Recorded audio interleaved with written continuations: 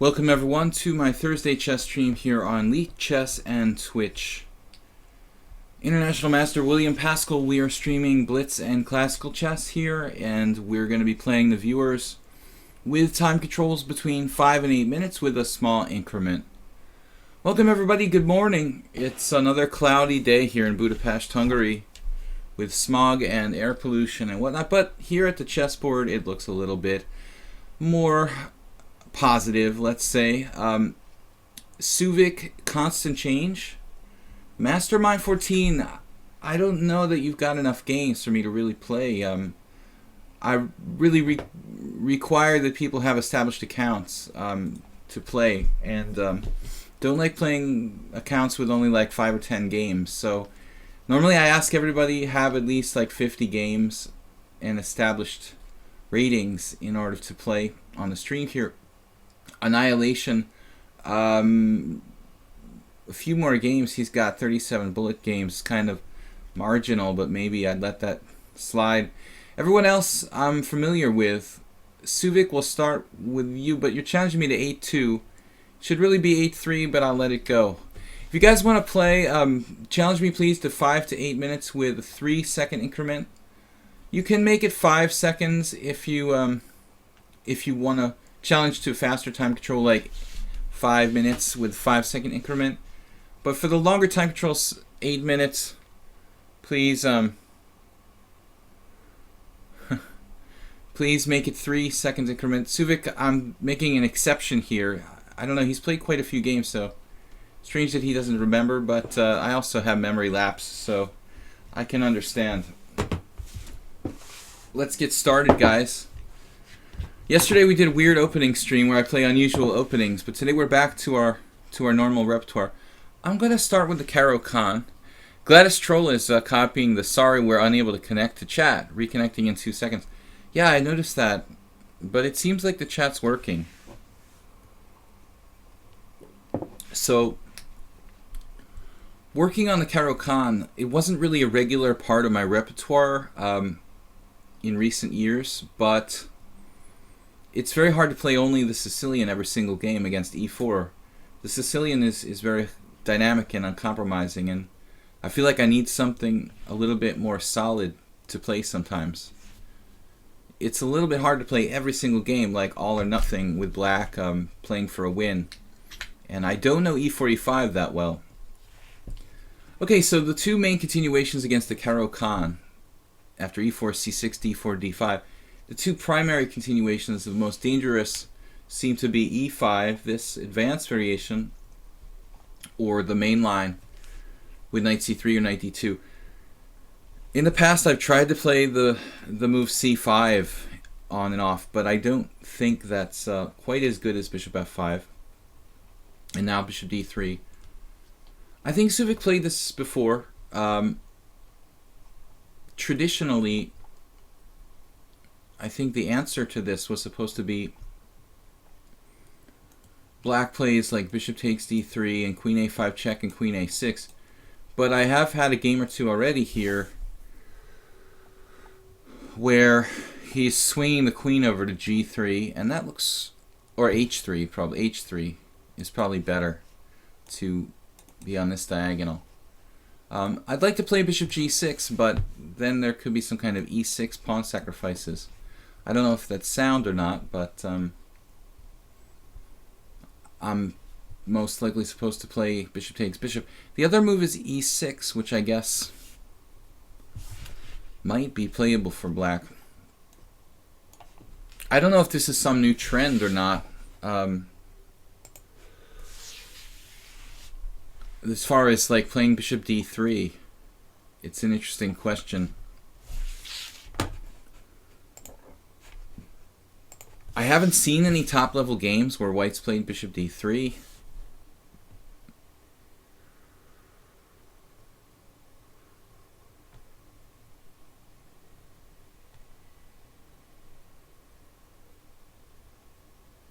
And then f4, this is a very natural break to play for f5, f4, f5. So I have my plan of queen a5, check, followed by queen a6, but objectively, I'm not sure. Maybe I should strike in the center. You know, it's something. There's something fundamental about playing c5 here that feels right.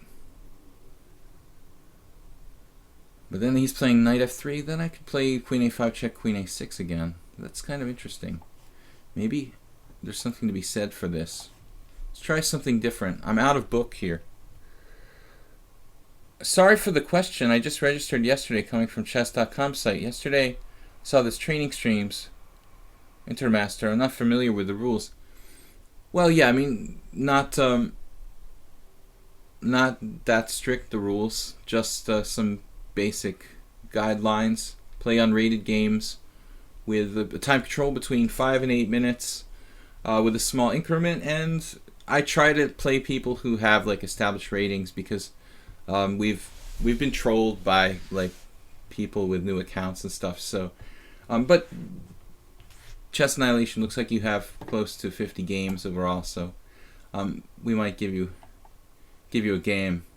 The other account though was even less games. So c3, interesting move. He's got all of his pawns on dark squares. This queen a5 is no longer a check. We can put some pressure on his center, I guess, with knight c6, just standard moves.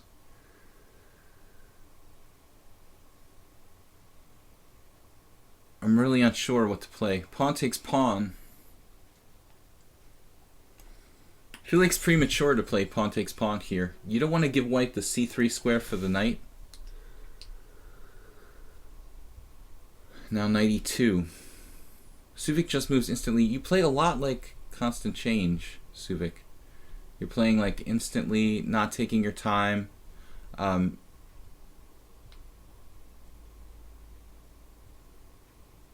Basically, I try to encourage people to use their time and think here, but we have a lot of players lately who just seem to be playing for time, and that's not really the point of the stream. So the point of the stream isn't to like exploit the fact that I'm spending my time talking and trying to get me to lose on time. You know, we're supposed to be trying to learn something here. Suvik just moving instantaneously every move without thinking. I can do that too, you know, but I wouldn't be able to commentate if I did that. So knight e2. Worth considering even playing g6 here to just stop f5 permanently. PSEM, PEEM. I don't think he's talking about chess rules. I think he's familiar with chess rules. But feel free to introduce yourself to the chat if you guys want to join the chat. You might want to like say, "Hey, I'm new. Thanks for having the stream, and I'm coming from someplace, but just want to remain completely anonymous." That seems to be a popular continuation. So I'm going to play g6. I don't really like this f5 threat. This strategic f5 threat by white here. But I'm gonna have to look this up because it looks like kind of a practical system for white. Very strange that I've never seen a top GM play this system for white. So quite familiar with the opening moves. I mean, it doesn't seem like a very normal variation.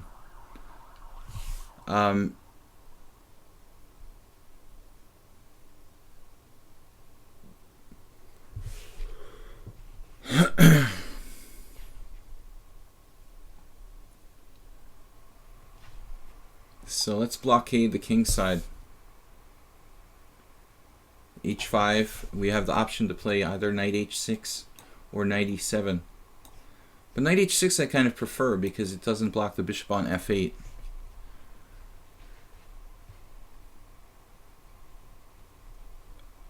Suvik, there's a lot to think about even if you know the variation. Walter Brown was like an opening expert, and he used to sometimes spend 30 minutes on a position he's played many times.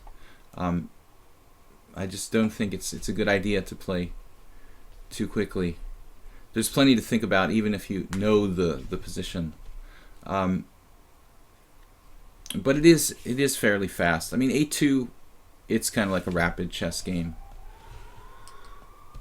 Okay, I had to open the window to get some air. Now the ambulances are coming, so... No, we've had a definite...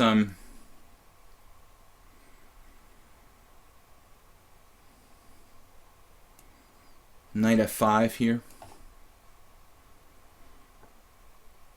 Definitely an interesting line. I don't have any time, so I'm not going to be able to really talk or think too much here.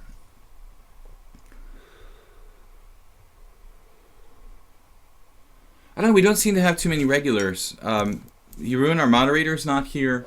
Good to see you, Satis Troll. And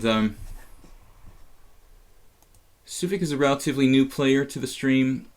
Apathetos, relatively new. Mule Skinner is a regular. M47 is a regular who's been gone for a long time. And International Master Spinal Tap must have the day off for tomorrow or something, because he's challenging us. I haven't seen you, Spinal Tap, in a long time. Hope you're here on the stream. Good to see you, man. I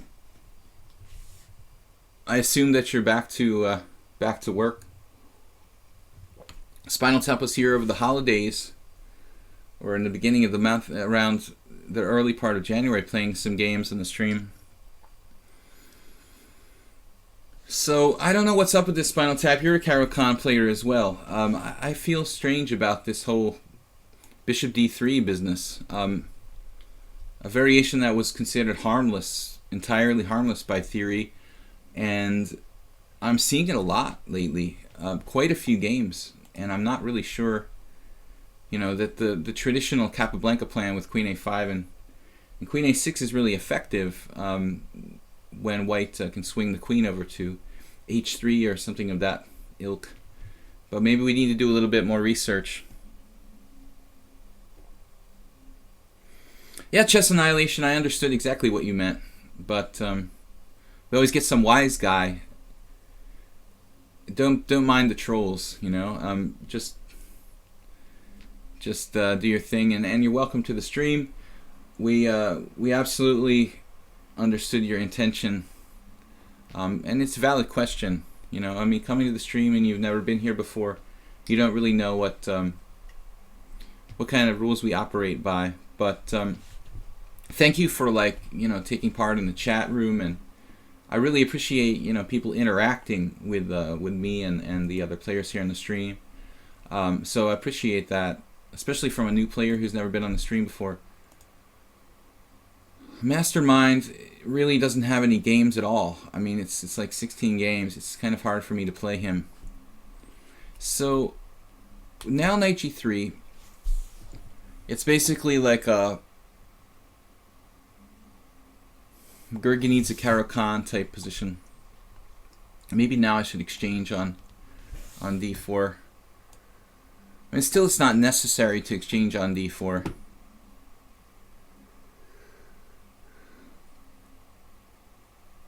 I could even take on G3, but that would give him a G4 lever later on. Lever, lever, but I'm running out of time. I just don't know.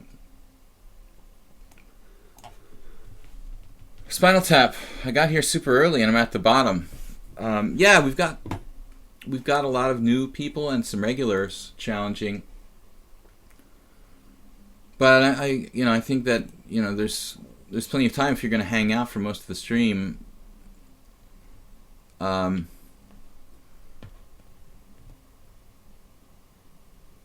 Queen B6, maybe Bishop B7 first.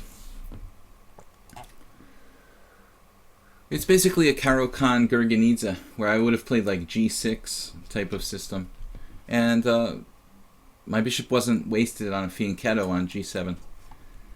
But still, he can damage my pawn structure. My king is a little bit not sure where really to go in this type of position, though I do have a plan.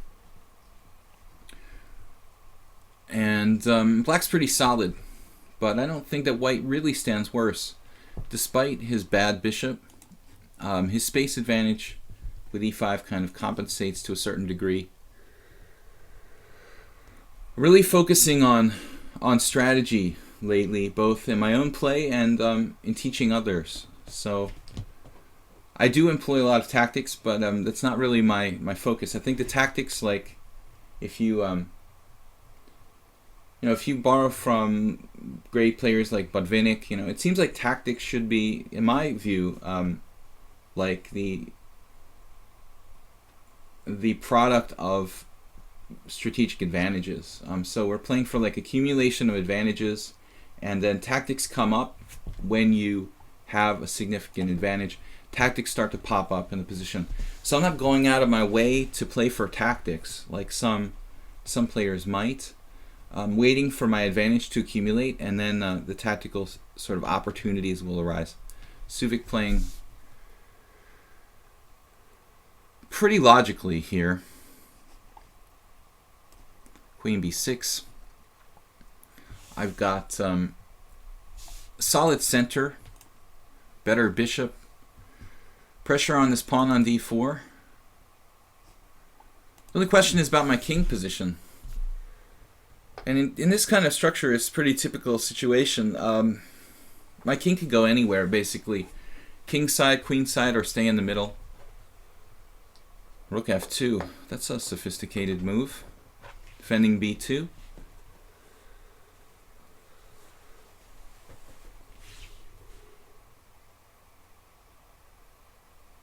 So let's castle by hand manually here. King d7. We don't have a lot of time. The king is actually relatively safe here. I could also castle queenside. I don't feel comfortable about castling kingside at this juncture.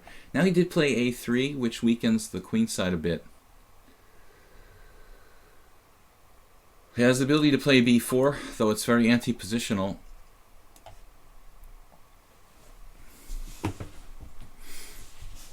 Seems like black is a little bit better because white's bishop is so bad. And then this move, weakening his queenside, weakening the white squares.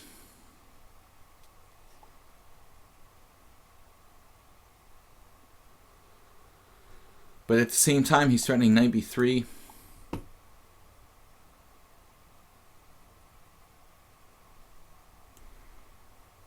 I don't know what to do.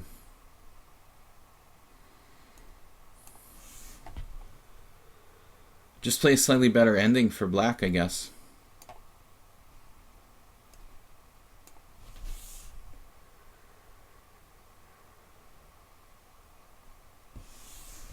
I was really concerned there. Oh, there goes my queen side. Yeah, I didn't see that.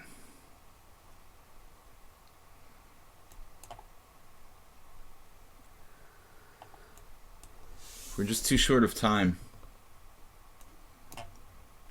And this is what I'm talking about by getting flagged.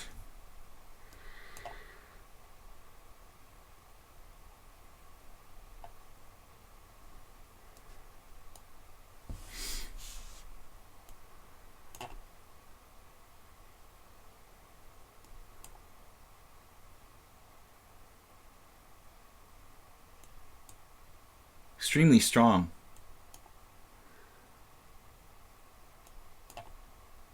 I never would have hung a pawn if I wasn't in terrible time pressure. So anyway, draw is good for me. Clearly worse. Down pawn with nothing for compensation there. But I just almost lost on time. So excellent game by Suvik. And then constant change. You guys are like almost the exact same person. It's kind of it's a bit strange. I mean, you guys are both from India, have exactly the same ratings. It's so strange. You don't know each other, right? Just a coincidence. Let's play knight f3. Also both the same approximate speed. It was a strange comment yesterday someone made that constant change had already played. And I thought that was a little odd. but maybe we're just being paranoid. Because I played Suvik earlier in the stream, and someone made the comment that Constant Change had already played. But I was wondering if this was like an enemy of Constant Change, or why that comment was made, because it didn't really make any sense. But I thought maybe they were referring to Suvik. They're almost the same person. They're exactly the same rating from the same country, and it is kind of weird. Maybe they were confusing the two. Gladys Troll, flag me if you can. Yes, you can. Gladys Troll, you haven't played for a while here on the stream. So this old Indian is it's pretty tough to deal with. The same exact style as our last opponent. He just plays really fast. You know, but I would really prefer to take our time and try to play better moves. Queen c7. Generally speaking, in these Indian defenses where I fianchetto my bishop on g2, the c4 pawn can sometimes be a kind of weakness. I think I've played already the same exact game with Constant Change. He doesn't seem to care about thinking up any kind of new ideas, just quickly playing the same thing over and over again. And it is hard to play against the old Indian. There's not really that many. There are not really that many different plans. For white, I can play classically with the bishop on e2. Here, bishop on g2. This pawn would be something he could try to attack, but in the King's Indian, that's a little easier to do. Here, not so much. Knight b6 isn't really a good square for the black knight. I love Twitch, its chat never works. I don't understand, guys. The chat should be working. Okay, Suvik, it's possible you guys don't know each other. I just thought it was pretty funny that like all of your ratings are like practically identical. It's not that big a chance that two players would be so perfectly the same in ratings here on lichess after like hundreds of games would be played, but it's possible. There was a strange comment yesterday that made me suspicious. Maybe someone knew that you're the same person and was like trying to give you away, but it's perfectly possible that you're totally different people. Just thought I'd throw it out there for a little controversy.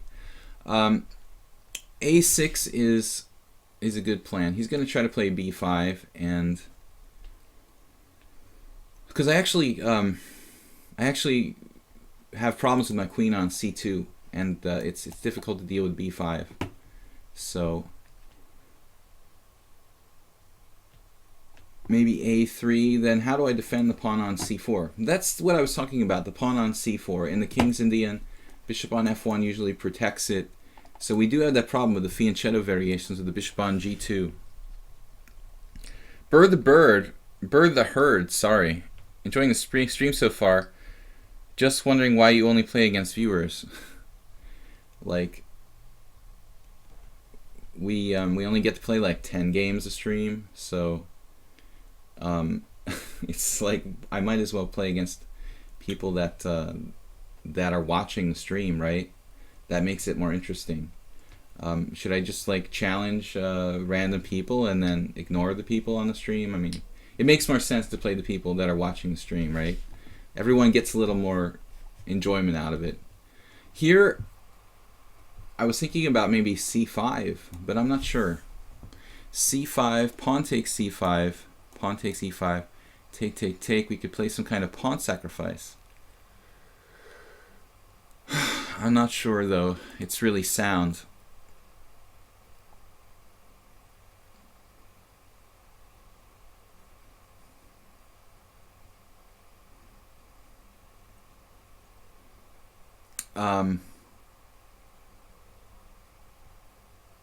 But b5 is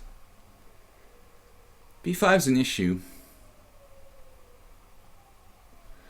When b5 comes, this would be even stronger, probably.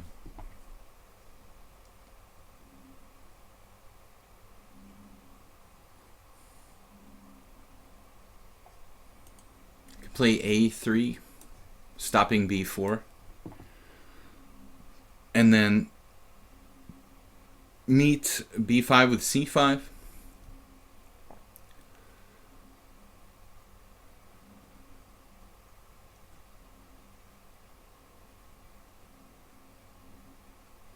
Seems to make some sense. This might just work. Gita B says best stream. I don't know about that, but we do our best to make it interesting. If Constant Change and you and Suvik are different people, I didn't mean to hurt your feelings, but we have had some people try to create like multiple accounts so as to get more games against me. Basically, there was a guy. There was one guy who was playing a lot against me on my stream, and I think he had like 3 or 4 different accounts that was playing me on a regular basis. So it's gotten out of control in some instances. Rook b8, a very bad idea here, I think, on this diagonal. I don't know if Constant Change listens to my commentary while we're playing. Some people turn it off, but he's creating a situation where he's probably strengthened my c5 push a little bit. I don't have to do it right away. I think I should wait maybe one more move. This is a useful prophylactic move. H3 here, and now c5, and then he doesn't have a knight to g4 option available after c5. So I think this inclusion of h3 taking away knight g4, he's just blitzing off the moves. He doesn't have knight g4. His knight doesn't have anywhere to go. That's the problem with playing too fast. You're just not thinking, you know? He's basically lost in this position. So he just doesn't think. He just moves instantly without thinking. And now he can resign. And that's why I tell you guys to take your time. I mean, Constant Change is a talented player, but I don't understand why he cannot take his time. It's absolutely essential. Chess is not... chess is a game that's meant to be deep, you know. The winner is usually the player who can think more deeply and outthink the other player. Longer and longer variations. Blitz is fun, but that's not real chess, you know. You've got to be able to think deeply. And here, he's just blitzing off moves.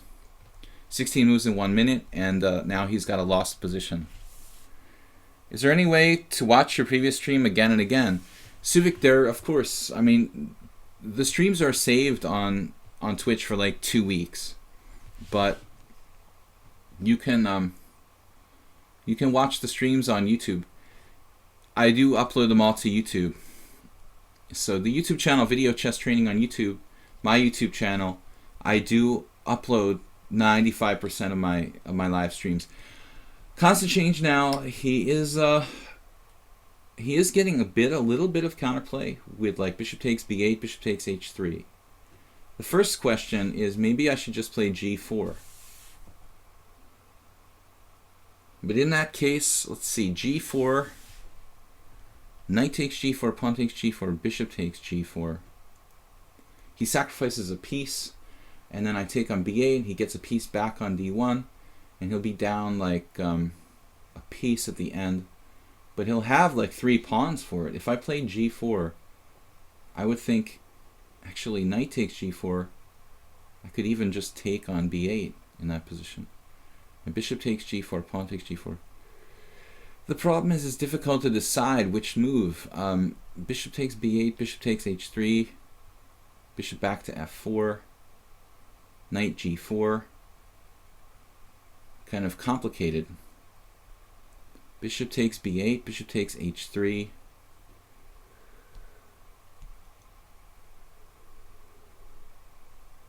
A little bit dangerous. It appears he'll get some sort of compensation no matter what I do here.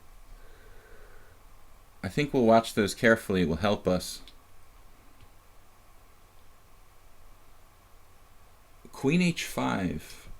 Yes. So which way do I want to play this? G4 or just take the rook right away? Bishop takes b8, bishop takes h3. The problem there is that he's getting some compensation. Bishop takes h3, save my bishop, bring it back, or anything like bishop c7, and then knight g4 with some threats. I guess bishop f4, and he has like g5. It's getting kind of complicated. Maybe I like this better than just ripping the rook right away.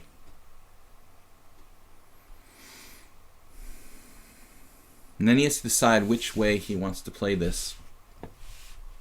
Bishop takes or knight takes, they're both quite different. But I'm down to 6 minutes against 1 because he doesn't spend any time. I don't really understand this use.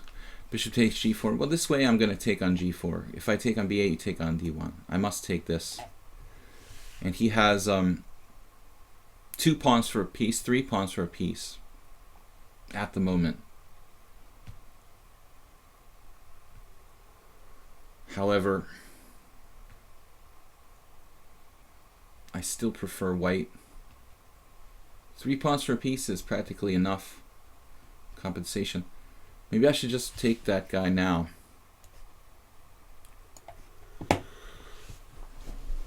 Do win the exchange.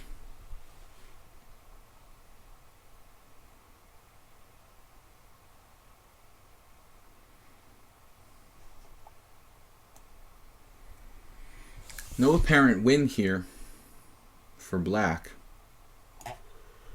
But I'm very, very low on time.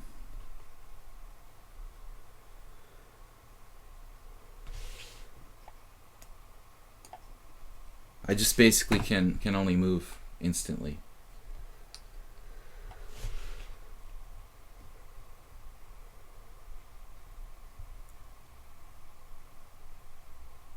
It's quite dangerous for me, actually.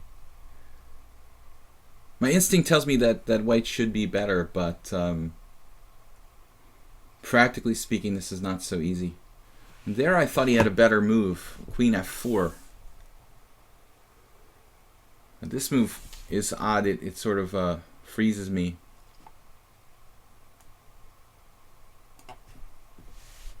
Didn't expect knight e5. I expected queen f4, threatening knight h2 check.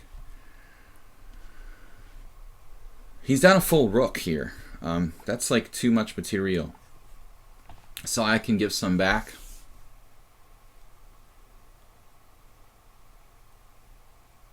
Maybe I'm giving too much back here. Full exchange. But I gotta be careful where I go. We give the full exchange back, so we're now only up a piece. Black should have some chances to hang on, it looks like.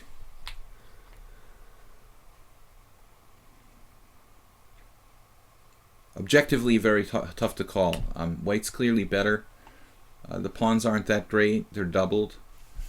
But he's got 3 pawns for a piece, and he should have chances to hang on.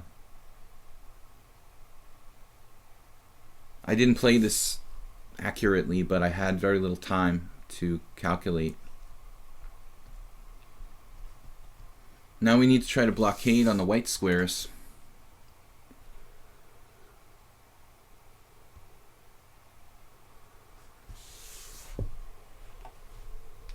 Which should be doable.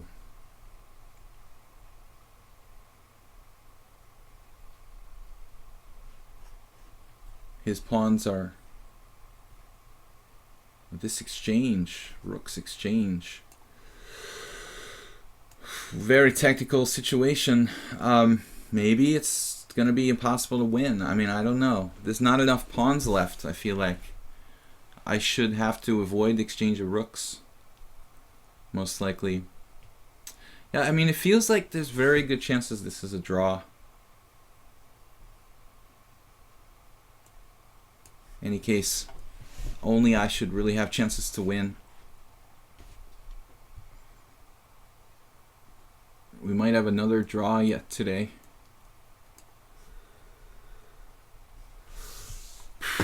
Suvik and constant change both just using time as their primary concept, but goes against my philosophy entirely. Try to play the best moves. There's an increment. He's got 4 minutes extra. If he had used those 4 minutes, maybe he could actually have been better instead of like fighting for a draw.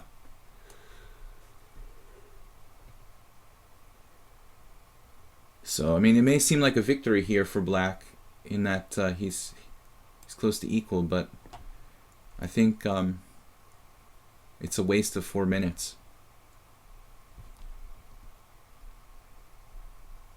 He didn't give me time to find my best moves, it's true. And he has beaten me before, but I think his score would be a lot better if he would take his time.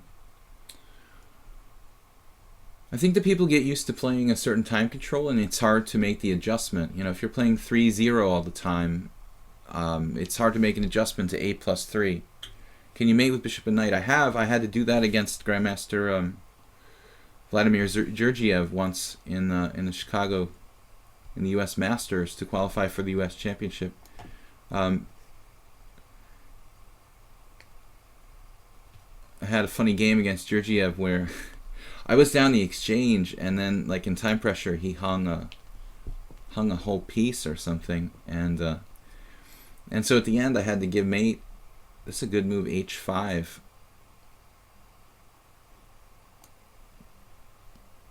I had to give mate with those bishop and knight. Yeah, absolutely. I mean, any title player, even like a FIDE master, even a national master, has to be able to checkmate with bishop and knight. I mean, really anybody who's even 1800 should definitely know how to give bishop and knight checkmate. It should be really fundamental. There's some technical winning chances here, but I have to summon my inner Boris Gelfand to pull it off. I don't know, man. This is pretty tough. We'll try a different formation.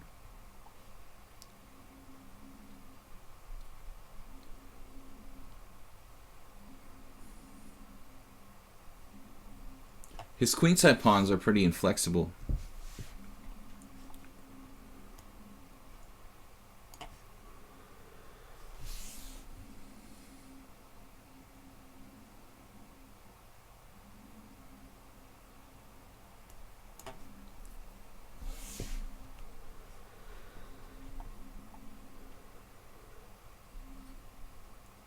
Really epic struggle, guess you would say.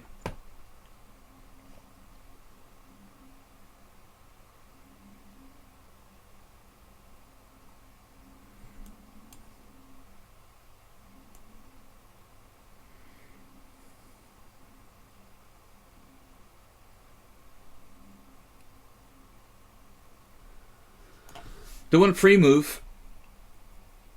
I'm threatening h5, so I don't think he has a lot of options there. Okay, he can do that. Oh, that is a good move.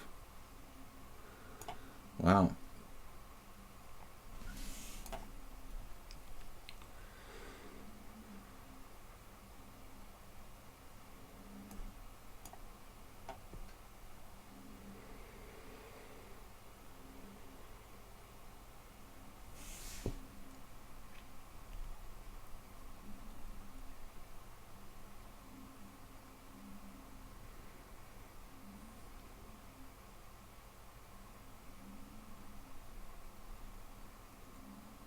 Not really sure I can make progress.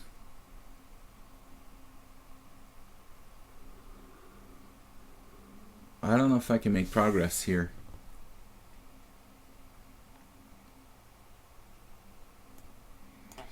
Just too difficult with these outside pawns. I would lose if I trade like into the bishop ending.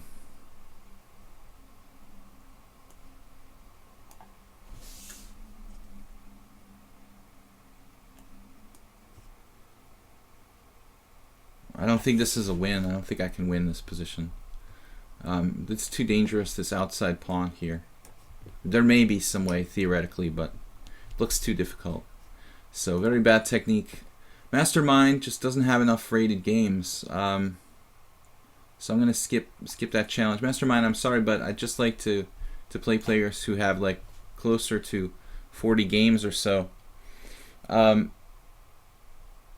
third on the list, maybe you can make it Sparkle. Yeah, Sparkle Horse, that's my name.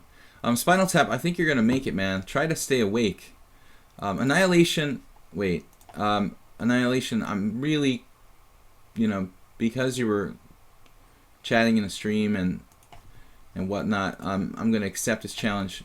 Why can't I stay on page? What is going on here? Why is it asking me to do that? What is going on? Okay, Annihilation.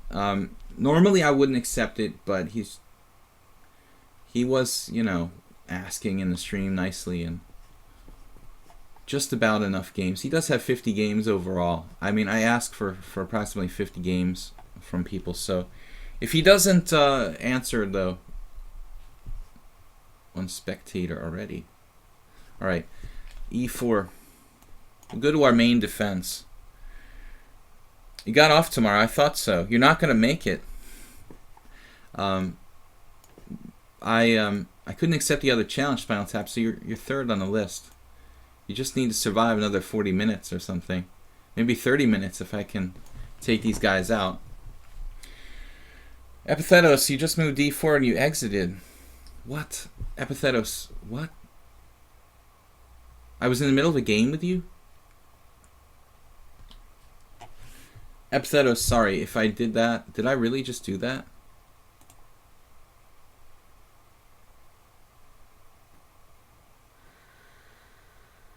Epithetos, are you sure? I mean, I see Suvik, Mastermind, Epithetos. Did I start a game with Epithetos?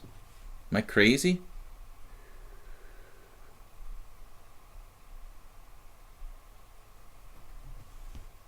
Epithetos, you just moved d4 and I exited. I'm sorry. You were next in line. Anyway, just re-challenge me. Getting a little confused. I was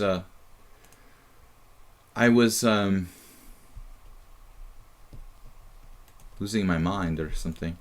Epithetos, if I just aborted your challenge, just challenge me again, and I will honor your challenge. But I'm getting a little crazy here. Sorry. It was a complete accident, dude. I thought there was just an error.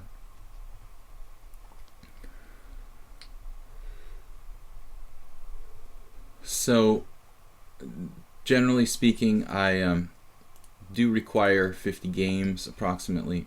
Dinosaur,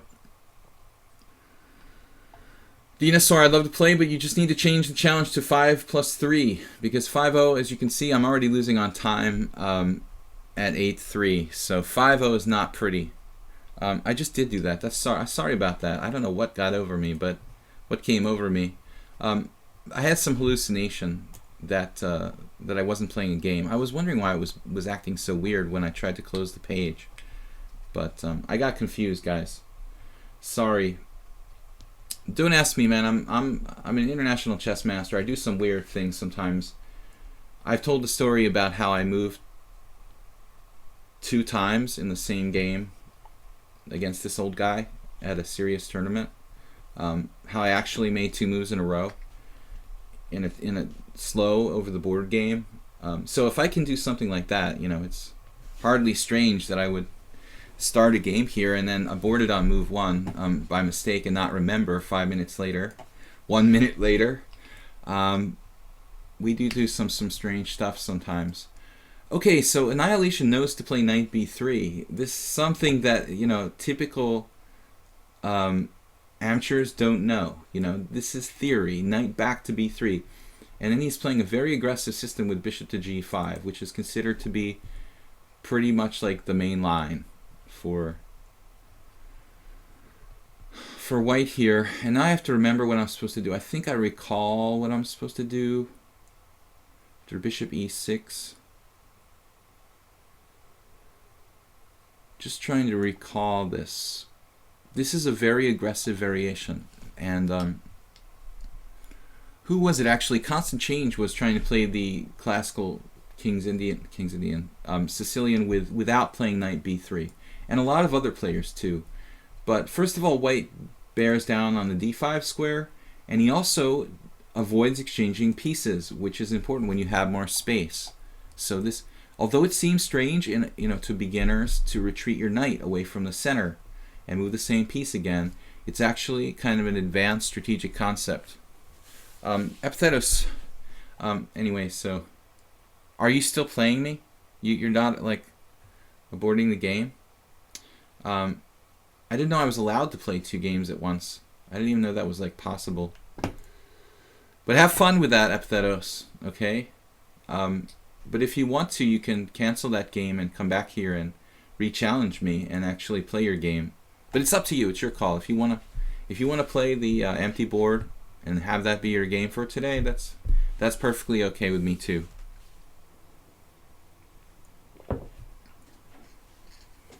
So what's up, guys? I am Minky. Yeah, but I played brilliantly the game after moving 2 moves against the guy. He thought I was completely insane or on drugs. And then he so I got him to underestimate me. He thought, well, you've got an opponent who doesn't even know whose turn it is. Like, seriously?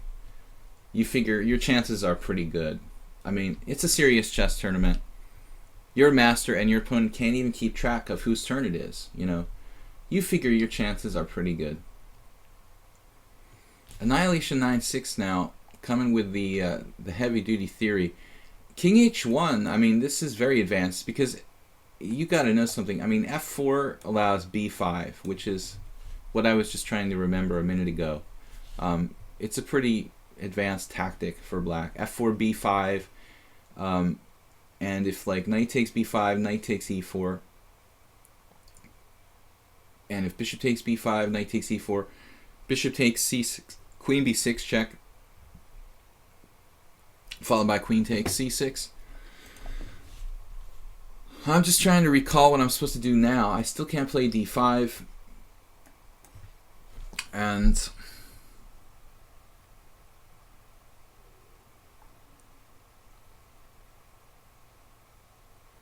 I think I'm supposed to do like A5, knight A5, excuse me. Knight A5, rook C8 type of stuff looks pretty standard, actually. E5 isn't a problem.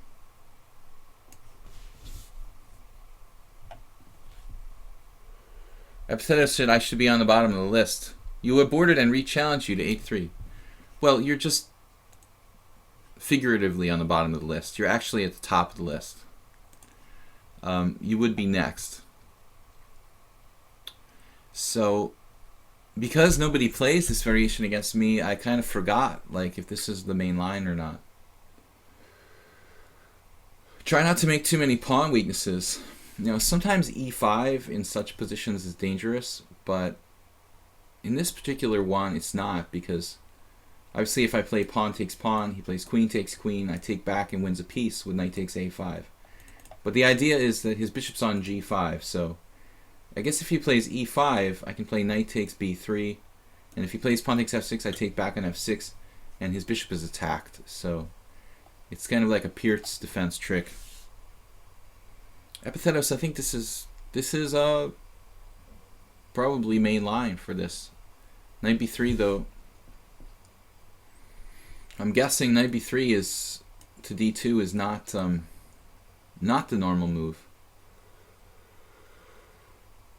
So we just play rook C8. It's very, very typical, trying to play along the C file. Sometimes there's exchange sacrifices on C3, though his last move, knight D2, guards E4. So that sort of takes the wind out of this exchange sacrifice type of idea. But I don't think that knight D2 is normal. I think white normally just plunges ahead with F4 after rook C8. After my last move, knight A5. I think F4 is still. I'm not sure what the deal is there. Rook C8 anyway, probably. Epithetos, you're spawning. I don't know what's wrong with me. It's like I'm really, really messed up today. Not particularly sure why, but I'm spawning. You're spawning the chat. I wanted to say he's spawning the chat. He's spamming the chat. Spawning, spamming. I'm aborting games by accident and not remembering 1 minute later. I don't know what's up with me. Bishop f4 though. Looks like white is... Why do that? Bishop f4. I don't know. The bishop seemed pretty good on g5. So I'm surprised by that move. He wants to liquidate the position with like e5. It's not very ambitious. Nothing too exciting black can do here. Maybe fancy exchange sacrifices are not really viable. But the pressure is off. I mean, bishop f4 takes a lot of pressure off my position. There's no more pin on my knight on f6. Indirect pressure on e7 is gone. I could start maneuvering with this. It's kind of interesting.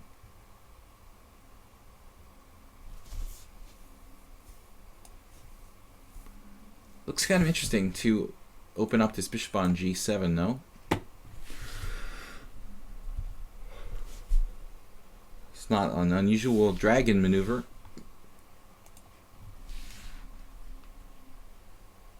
StarCraft 1 type of spawn. Spawn. You're spawning spam. That's what you're doing, man.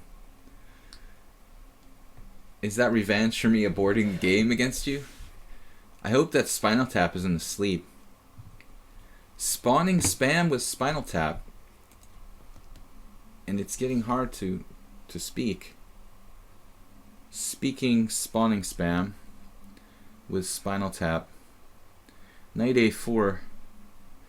Dude, you're playing some weird moves now. This is getting a little bit weird. I mean, wow. Knight a4.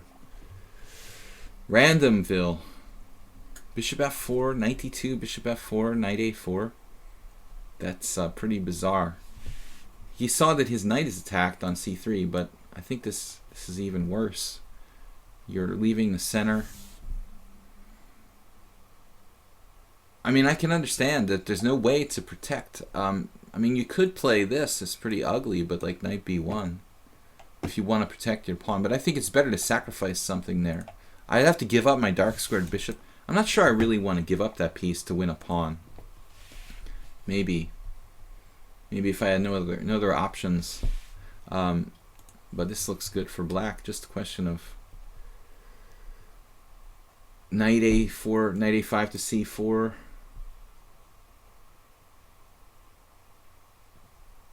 My knight is bad too, you know. So I'm going to be hitting this e-pawn at the end of the day. I'm kind of undermining this pawn. I'm also attacking c4 and allowing for b5 because his bishop is blocked. You know, one of the problems, I'd like to play b5, but I can't because of the bishop on e2. So knight c4 makes a lot of sense, actually. Mutton Dagger, Dinosaur, you have to re-challenge. Dinosaur, yes. Dinosaur, thank you, Mutton Dagger. Dinosaur is at the bottom of the list. He did re-challenge. So Dinosaur... Does anybody remember where Dinosaur was in the list? Honestly, he was in the middle somewhere. But to be fair to him, I have to put him back in the list, like after Spinal Tap, I guess. I think he was after Spinal Tap.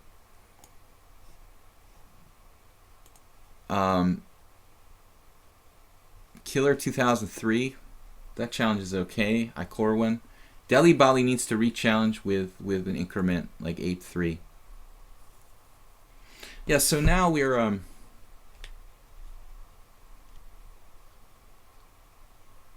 probably going to end up winning that pawn anyway. It's not so simple. But I guess simple chess is all we've got here. The idea of b5, it's very thematic.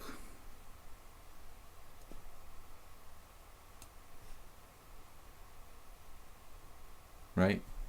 So, this guy's threatening to do bad things to me. Come back in the center. Actually not. It doesn't really hurt me, does it? It's a little scary on d5, though. It is well placed and kind of dangerous. It's definitely... I think it's worth considering chopping this guy here.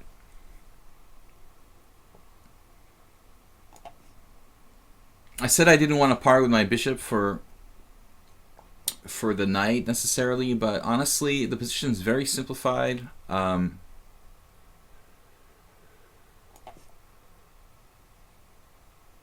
It's a very, very simplified situation. I think structurally it's good for me.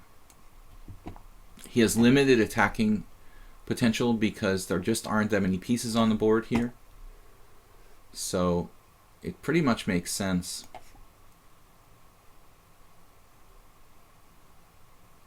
Now there I think, well, he had to worry about the e4 pawn. We are going to win this guy.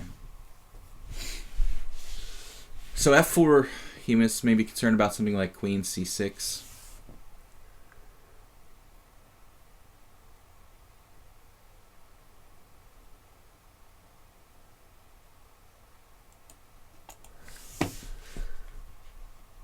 My king side is a little bit open, but it's hard to coordinate an attack because he's tied down, you know, to c3.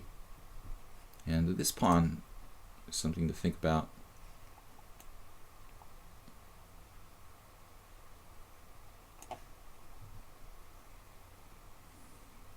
That's more important. Now I take here, guarded the a6 pawn, and his position starts to fall apart. Kind of classic.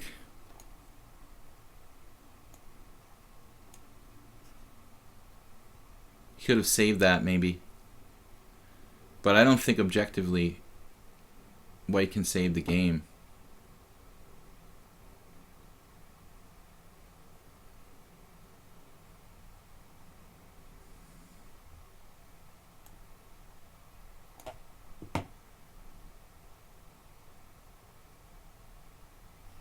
And we're going to be up a lot of pawns.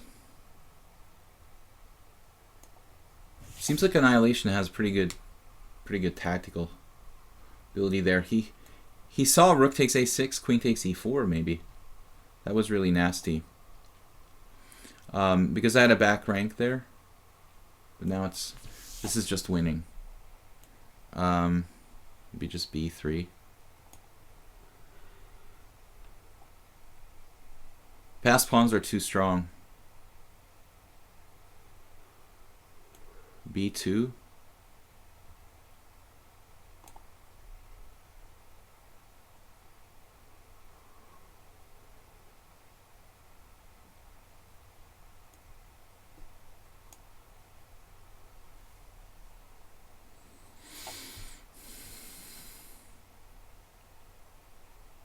Annihilation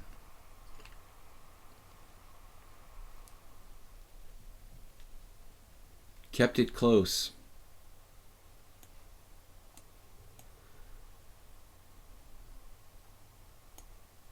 Obviously no defense here.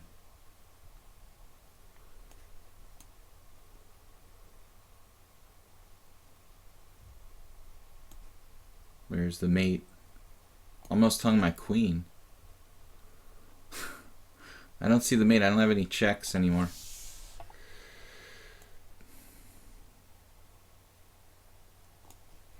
Annihilation is not down with resigning.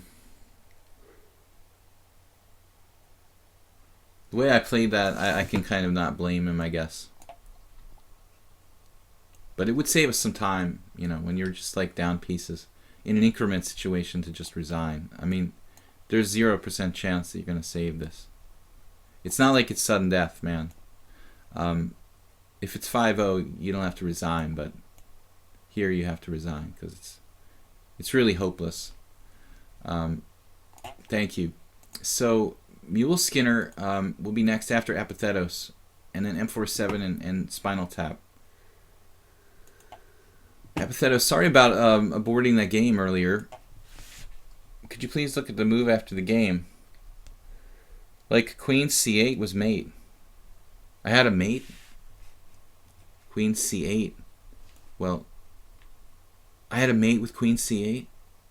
Are you serious?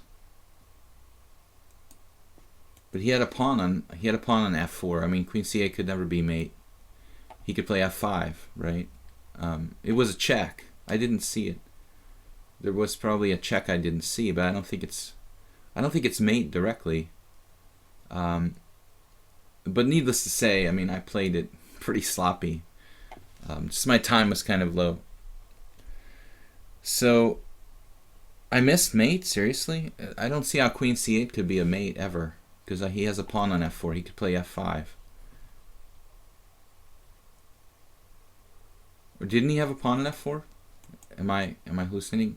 Maybe, oh, he has, like, okay, so he could play f5, but then it's mate in 2 or something like that? Is that what you're saying? Not mate in 1, but mate in a couple?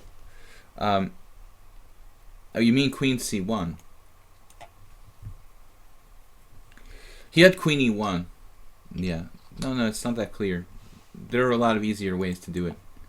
Anyway, it was an instructive game in the sense of like what Black's general plan is and that kind of opening. I think it was good in the sense of being like a kind of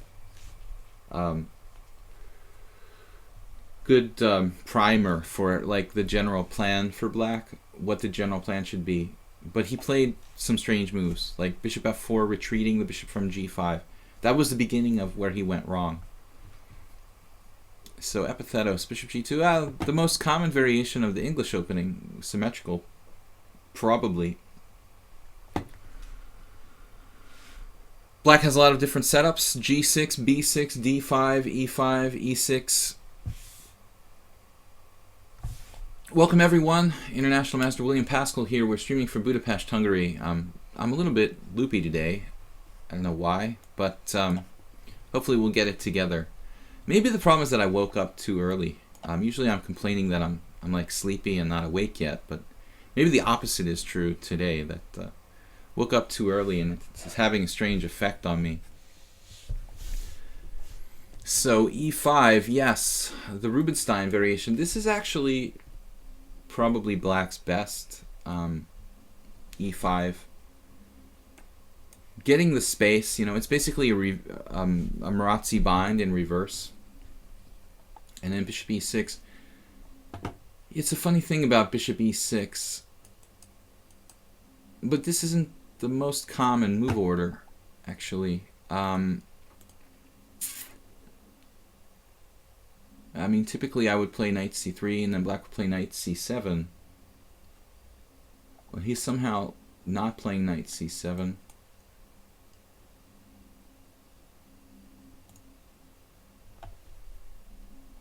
I feel like there's a move for white here. Yeah, I mean, it's been a long time since I hung out with Victor the Terrible. Yeah, it's probably queen a4, if I remember correctly. Korchnoi played this for white. Maybe he was one of the first. I think bishop e6 is considered to be a little bit riskier than the traditional knight c7. The problem is I don't know the theory very deeply here. I mean, I know the general ideas, but my memory and my knowledge is maybe not, it's not quite deep enough to really play this precisely for white. I'm pretty sure that queen a4 is the move, and I have looked at it, but honestly I don't really like playing this line, and that's why I don't know it that well, because I don't really like the allowing this Rubinstein variation. I don't think that white gets anything objectively. Now Epithetos played, of course, knight b6, which makes sense. And to remember what I'm supposed to do. So queen b6 doesn't work. I mean, queen b5 doesn't work. I'm having trouble like speaking. A6 traps the queen. Well, queen d3, but that's horrendous for white. Queen e4 allows f5 unless I want to sack my queen or something. Queen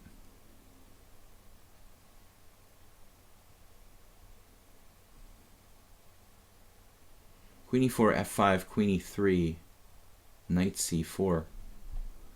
It's like a nightmare. So maybe I did misremember this. It's not supposed to be queen a4 there. Strange, but true. Oh well. So we made a very bad move. That's life. So what do you guys want to do after you make a mistake? I mean, what's the natural reaction? Let's try to learn from this. The natural reaction is to go on tilt and then be like, oh man, I hate myself, I'm such an idiot. I made a bad move. Now let's try to do something to justify my bad move. Let's make a second mistake. Let's make a second mistake, to go from the frying pan into the fire. That's the natural reaction. But what you have to train yourself to do is to say, okay, I made a mistake. I admit I made a mistake. And then let's make the best of a bad situation. So the first step in like, it's like a whatever, going to Alcoholics Anonymous. You're like, I have a problem. The first step is admitting you have a problem. I made a mistake. Okay, now most people would be like, do something irrational, like queen b5 or queen e4, or most likely queen c2. Let's try to profit from this queen move. But queen c2 is bad because it's like exposed there constantly to knight b4. I think the best move is queen back to d1 in this position. We just have to admit that we made a mistake and move on, and that's an important practical lesson. So hopefully I can impart some wisdom aside from my stupid opening move, queen a4.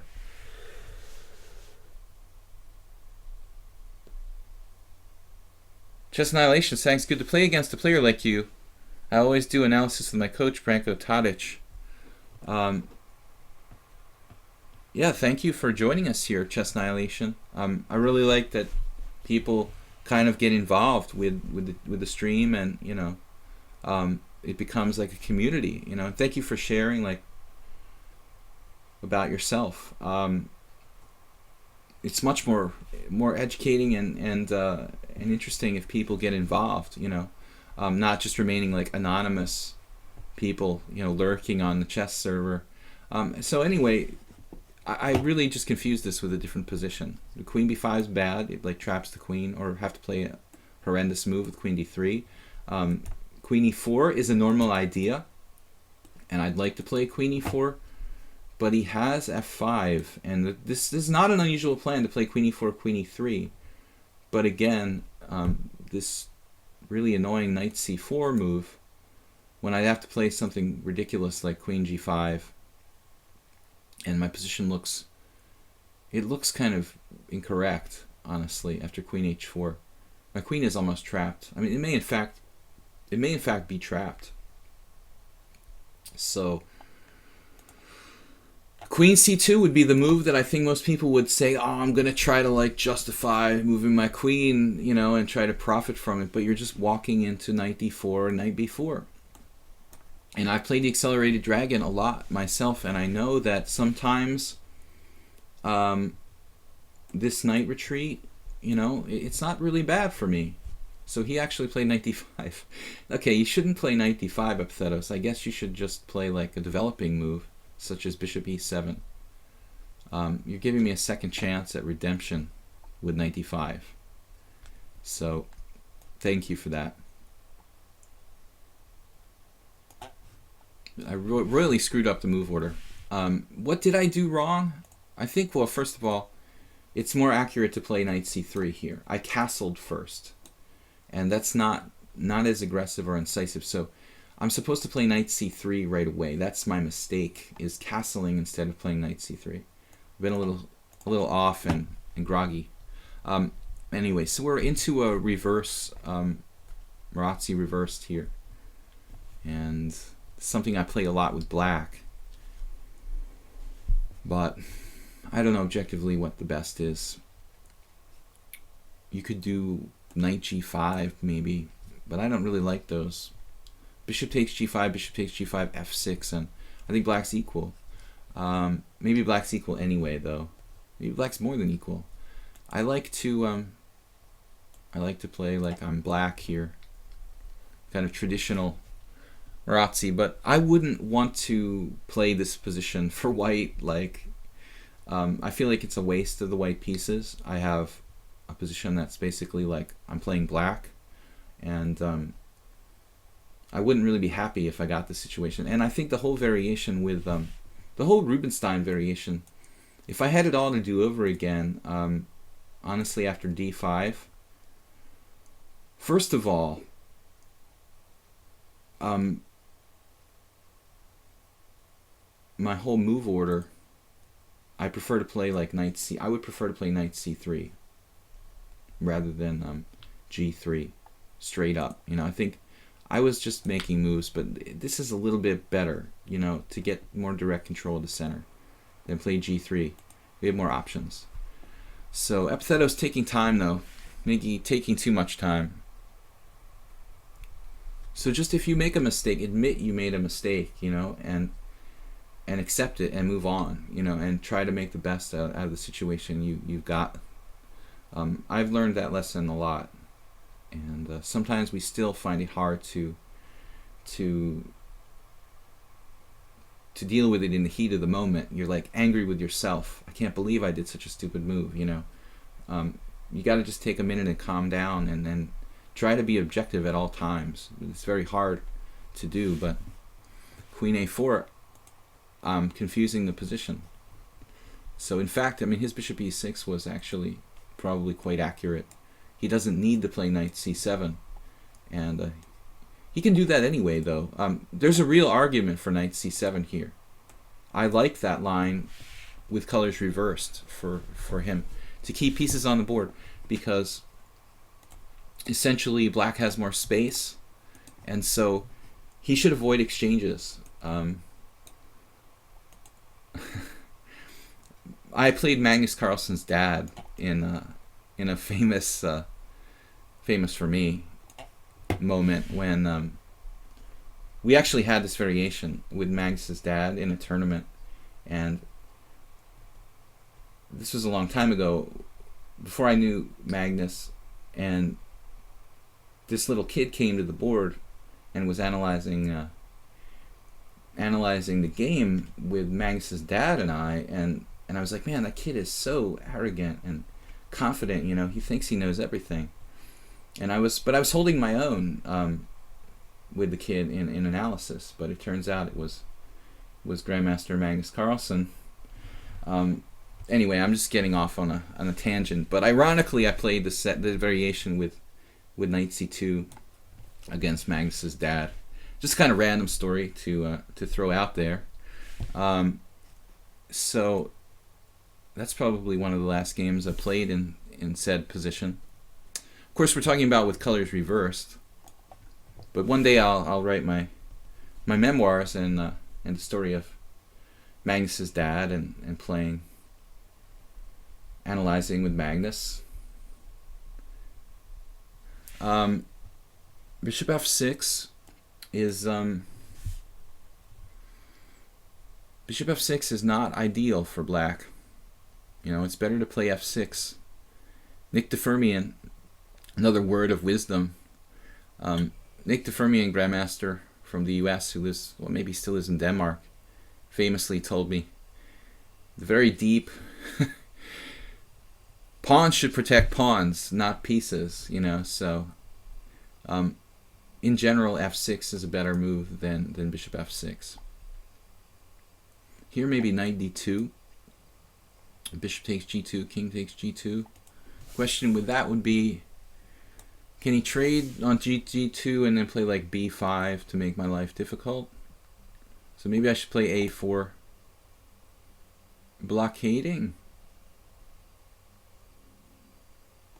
Tough call. I mean, a4 or knight d2.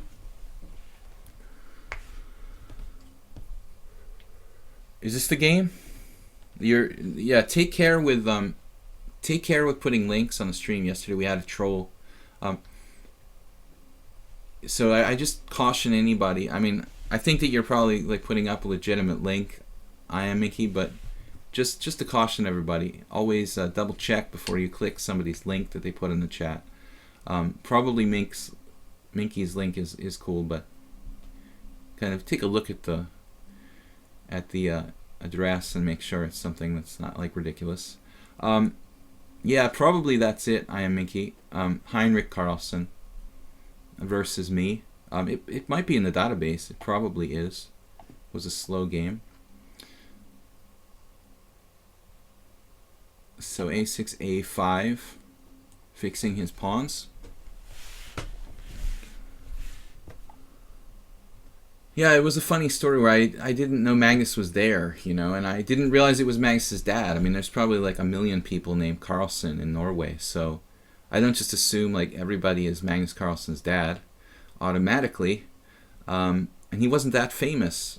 He was already famous, but not that famous yet. So the funny part was that I was analyzing with Magnus and his dad, and like I didn't know Magnus was Magnus, so I just assumed it was this like overly self-confident 14-year-old kid, or 13 or whatever he was at the time.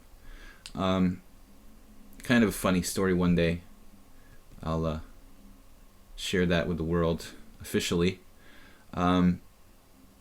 Interesting plan by Epithetos here.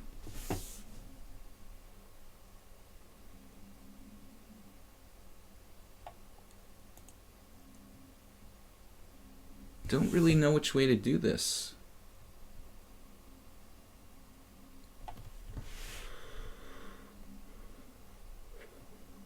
Kind of a tough call. E3. E3 might drop a pawn. I feel like I should protect the pawn. Also, rook e1. Okay, he can't play knight d4 yet.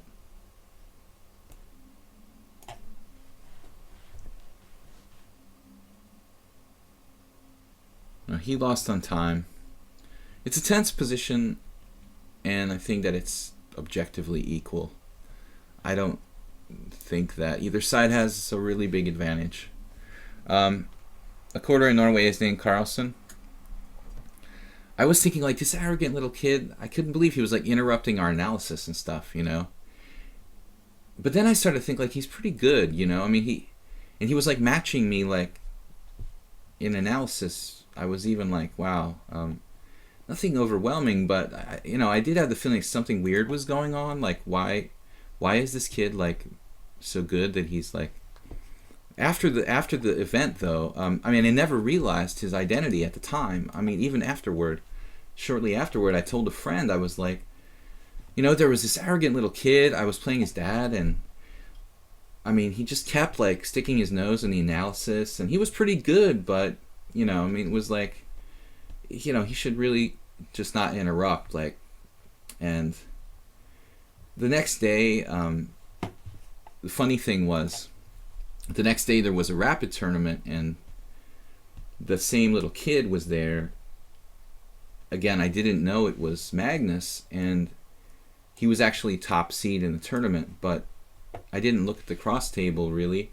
Just went to my board, played the first couple rounds, and then I noticed that the little kid was like on the first board the first round. I thought, all right, that kid will get what he deserves for being so arrogant, whatever first board is just going to annihilate him. And then so I played my game, won my game, and then this is the day after the analysis with Dad, and I won my game the first round, and I started my second game, and I noticed like, wow, the little kid was still on board 1, and I was like, that's strange, he must have like upset whatever grandmaster he played in the first round, but it didn't register. Like it should have registered right there, because like even if he had beaten the top seed, like he still wouldn't be on board 1, in board 2, on round 2, and it should have registered, but I was too distracted with other stuff, so I didn't realize right away what was going on.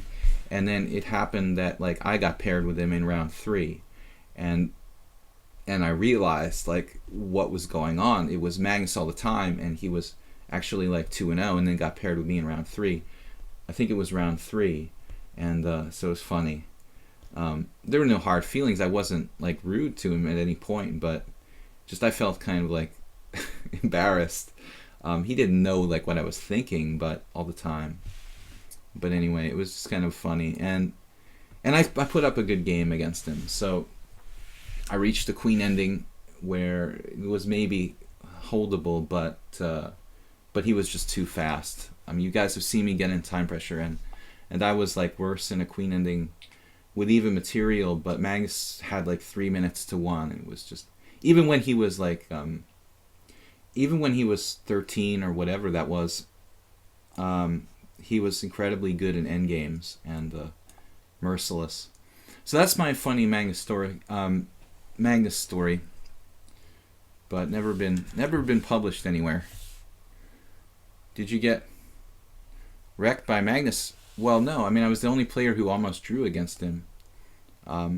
It was a queen and 7 against queen and 7 ending, so I wouldn't call that getting wrecked. You know, it was probably a drawn position, but I just didn't have time to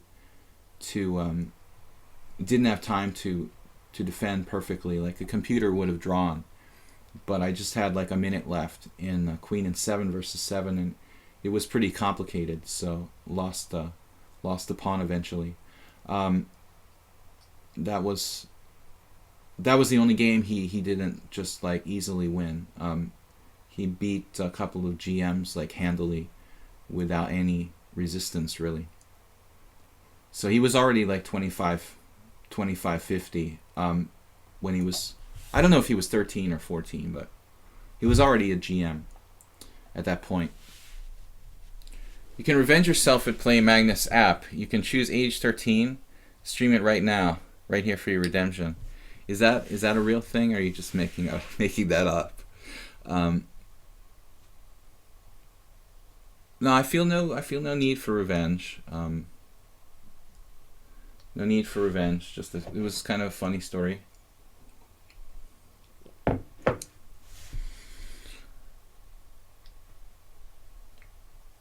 In 16, so he was already 16. Wow. I didn't think he was that old already.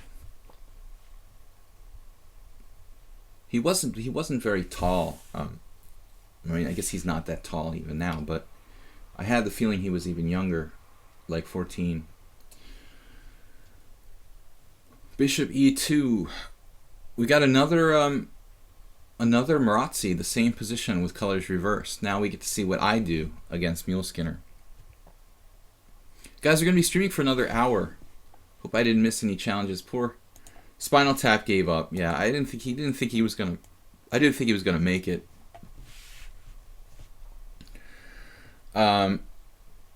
He's serious. There's a Play Magnus app. It's funny. Anyway, I am sorry that Spinal Tap left us, guys. I guess I should have, like, I don't know. I didn't want to cut anybody out just because Spinal Tap is an IM and a friend of mine. But he's very tired. He's from the US and it's very, very late for him. So in a sense, maybe I should have taken him earlier in the challenge list. It would be a good exhibition. It's my stream, I can do what I want. But I thought maybe he could hang on. You know, he would have been after M47. But the games are all pretty long today. So I hope next time Spinal Tap, maybe I'll bump him up in the list. Mule Skinner played A6. Now I'm thinking that Knight C2 would actually transpose this might transpose to my game with Magnus's dad, by a slightly different order of moves. Knight C2, but I really shouldn't retreat this piece. I think I probably shouldn't retreat this piece until Black plays Bishop D7, because this is the move that just kind of bottles Black up. Bishop on D7, Knight on C6. Those pieces also in a Scheveningen. Sicilian, he played Rook E8 here.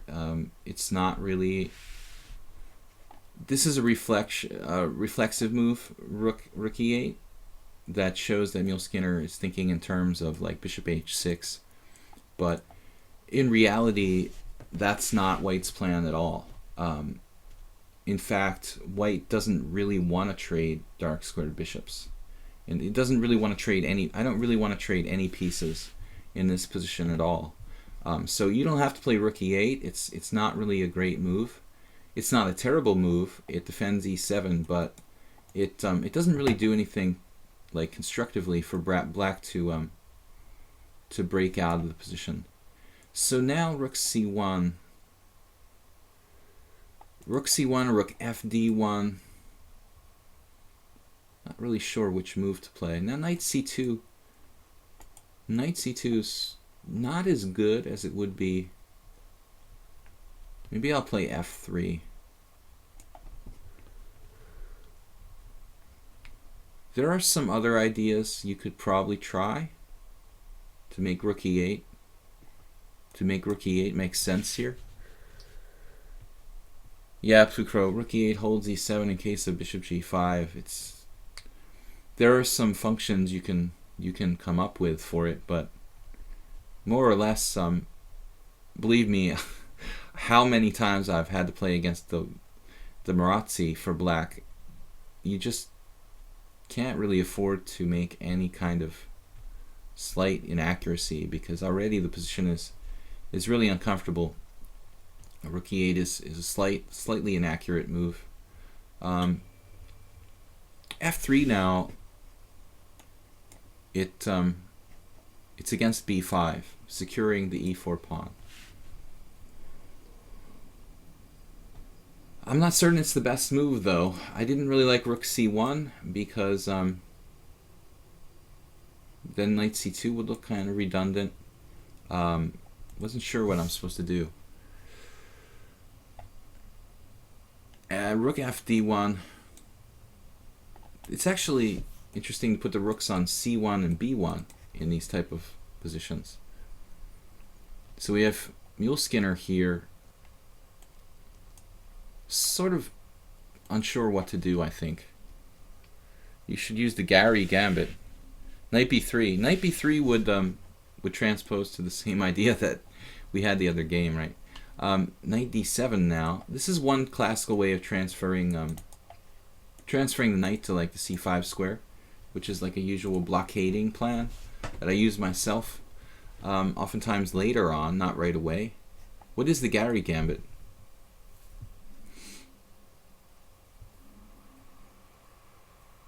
Just out of curiosity.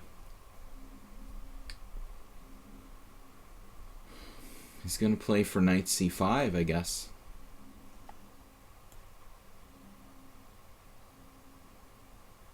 There is a point here to black's madness.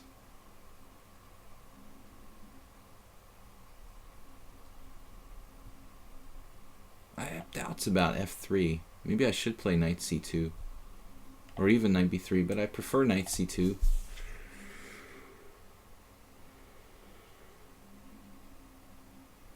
I'm just not sure. I mean, if he plays knight takes d4, bishop takes d4, bishop takes d4, queen takes d4, knight b6, that kind of endgame, white doesn't have that much there. I'm a little bit concerned about that. But what to do? Knight b3. He has a number of moves he could play against knight b3. I don't really like that square for my knight. But what to do here? Rook a c1. Leaves him with the aforementioned endgame. White is a little bit better in those kind of endgames, but it's typically difficult to win. If I play knight c2, what's my plan here? Okay, let's do it. Let's keep the pieces on the board. I don't know. I'm getting low on time, and I'm going to just avoid exchanges for the time being. So it's not a great square for the knight, but I like it better than b3. It doesn't block the b pawn. I could play sometimes for b4. The knight can revisit the center with like knight e3 later on, hopefully. Some situations. But most importantly, I avoid this simplification with knight takes d4, bishop takes d4, bishop takes d4, and queen b6, trading queens into the ending where white's advantage is kind of small. Maybe I could have done like rook c1, allowed all the trades, and then played for some tiny advantage like knight d5, knight takes d5, c takes d5, and with the rook on c1, invade on the 7th rank with rook c7. That looks like So last move I could have played maybe this. Rook c1. Trade, trade, trade, trade, trade. Queen b6. Trade. Then like knight d5. Then he has to trade. And then I get cd and rook c7 with some advantage. Maybe a serious advantage.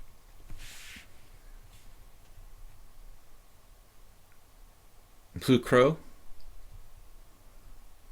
You say it reduces the potential of knight takes d4. Well, I mean, if that's the point, you know, to play the variation I just said, then I agree. He's gone back to f6. You know, if this bishop was here instead of rook e8, we'd have a totally standard position with Magnus's dad. But that is not in. He hasn't played bishop d7. But rook e8 instead shouldn't be that much better for black, actually. So, starting to lose my voice. I don't know why. So guys, we're streaming until 12:30 usually. We have got time for probably 4 more games. M4-7, I Corwin. Deli Bali doesn't listen. I asked him to re-challenge to 8.3. I'm actually supposed to play a dinosaur next, I guess. Sorry about that, dinosaur. Dinosaur would be the next challenge after M4-7.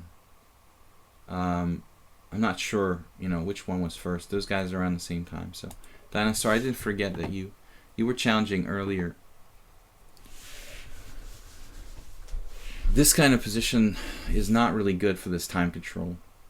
The Marazzi requires a lot of strategy, a lot of thinking, and a lot of time, and very, very detailed kind of analysis.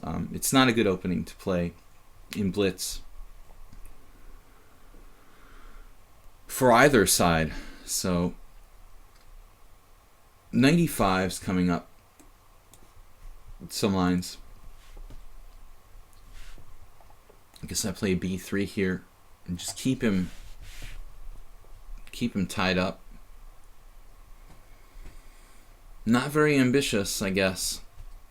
But now the bishop on e6 isn't doing too much. Question is, can white improve the position? Yeah, queen a5. There is some threat of knight g4 with that move. There's also b4 for me.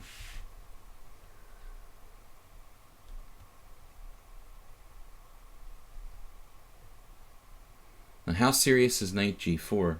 It looks pretty serious. We could play knight to d5 and play that kind of endgame. Not my favorite.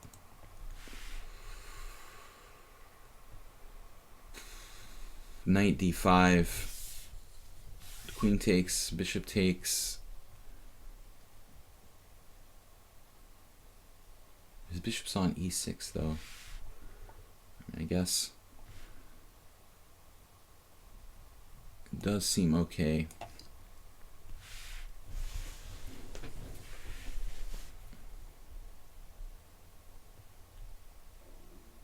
Maybe he has a trick here.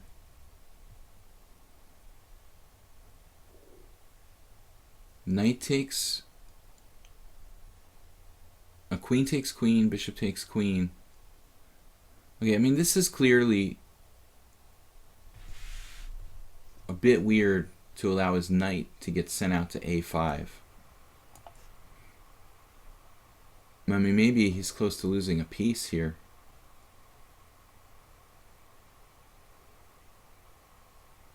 The very minimum at the very minimum, I should have a serious positional advantage. He doesn't have anywhere to go. And now he finds the b7 square, but the c6, the advanced outpost, is just massive. So I guess knight b4. Should I play rook c1 first? Does it matter? I don't know. Knight d4, knight b4. Does that matter? Probably it does matter. I mean, I'm on the a6 pawn here.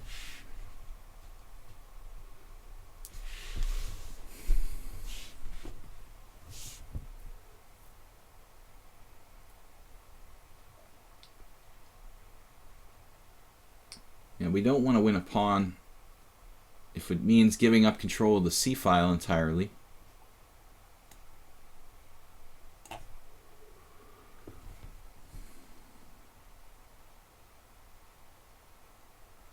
I don't know about bishop d2. I'm on the knight on a5. What is going on around here?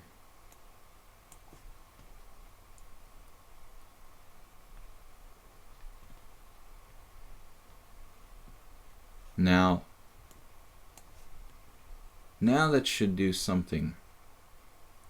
And he just blundered. Have to defend e7, obviously. But Muleskinner was hanging on. He was hanging on. I don't know. Maybe it's not that bad for black. White should be better, but hardly a winning position for white. So it looks like it was defensible. Dinosaur, I'm not sure. You know who was first, m4-7 or Dinosaur. No, I was saying if rook c1 and you trade everything, you're not sure if knight d5 forces knight takes. What else can he play? Right? I thought it was his only move, Plucro. So Dinosaur and m4-7. I'm just going to play Dinosaur first. It's a faster game. m4-7 will be next. Sorry if I got the order out. Couldn't remember like exactly Dinosaur's place. We'll see if he's even here. I think we've not played Dinosaur before. Okay, d3. I'm going to transpose to Sicilian. I mean, there's a lot of moves there. e5 is good. Muleskinner had no idea what was going on in this game. Believe me, man, you know, it's never fun playing the black side of the Marazzi. But I'm not sure. I feel a little more comfortable with black, actually, because I play more often with black in the Marazzi than with white. So I'm not that expert with white, actually. I haven't played that many games with white in the Marazzi.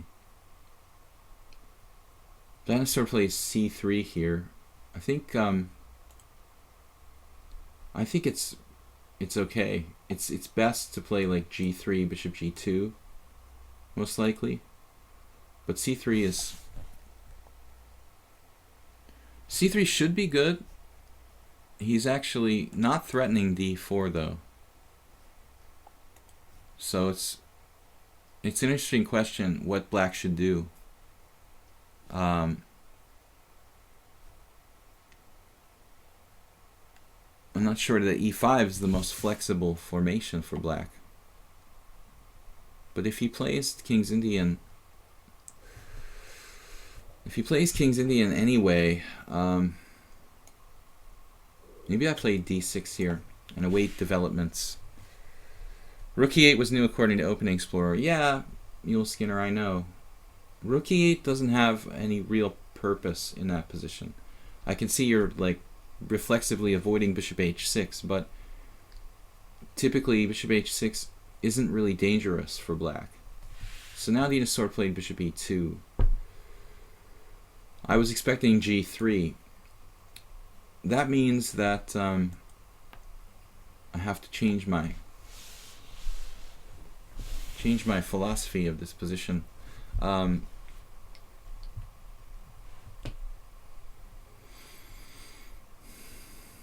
The question is about white playing for d4 at some point. Should I try to prevent that? You know, is it even necessary?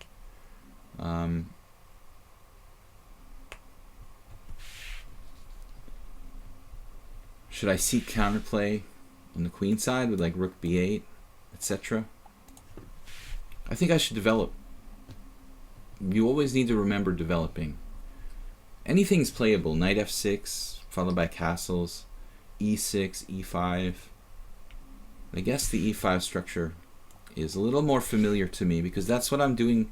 That's what I'm doing in the normal King's Indian. Here he's playing an old Indian, basically with bishop e2.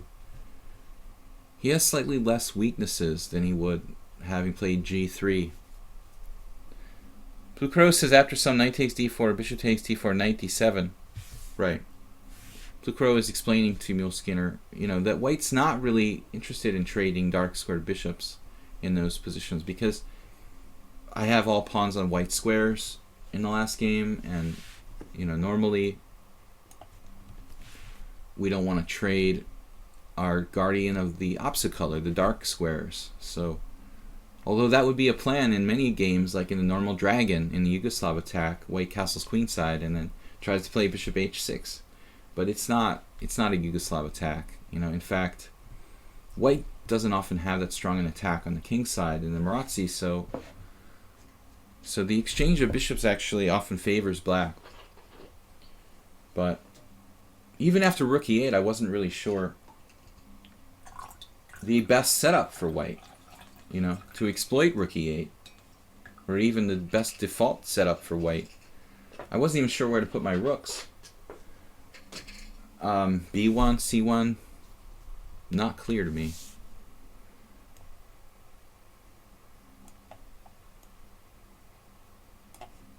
h6.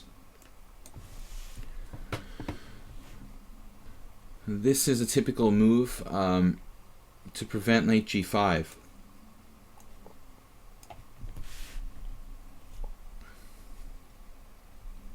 Magneto Head says, thanks for a good show, man. See you another day. You're welcome, as is everyone. I hope that it's just been instructive. So, and fun. We try to be fun too, but sometimes we don't always have our stories about Magnus and his dad and how stupid we are. But sometimes we have some stories and whatnot to lighten things up. G4. Okay, so he's playing. Yeah, he's basically playing like it's a Philidor type thing. But anyway, my setup is pretty relevant, I think. And now we need to think about what we want to do. We could try to just bust him completely with f5.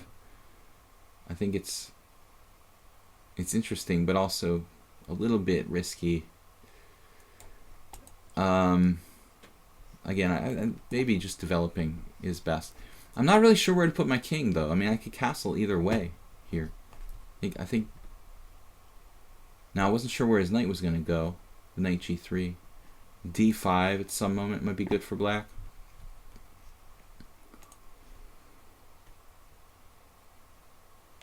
f5. f5 gets complicated because he trades and has like h5 for his knight. So I think the best thing here is to try to squeeze him slowly.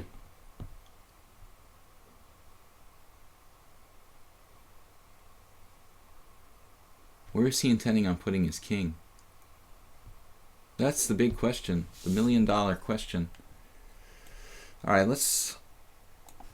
The answer to a wing attack is a strike in the center. That's typically what they say. Dinosaur sets up this very, very typical Philidor thing. I've seen a lot of people playing this in Blitz with black. It is pretty annoying. They don't commit their king. They just kind of hang out. It's a formation that's hard to break. If white doesn't do anything, it's kind of like difficult. But I think that objectively we can take over on the queen side. If white doesn't do anything, we slowly treat this like it's kind of King's Indian, where we've got the initiative on the queen side and some space. So let's just hold on the king side and go for queen side advantage, and we'll wait and see. As far as basically as far as castling goes. So an annoying move, bishop e3. What to do as far as space? I guess d4.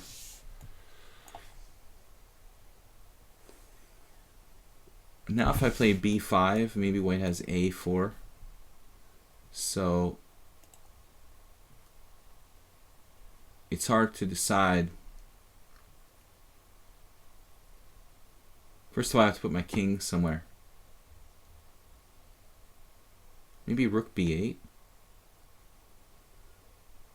Not really sure. Alright, let's castle. The battle lines are drawn. I mean, what are you going to do? Castle queenside, dinosaur? I mean, good luck with that. No, he played c4. And like b5 is interesting here. Probably a bit premature. So this is the plan, this Philidor. He's trying to block everything, more or less. Knight b4. Knight b4 is interesting.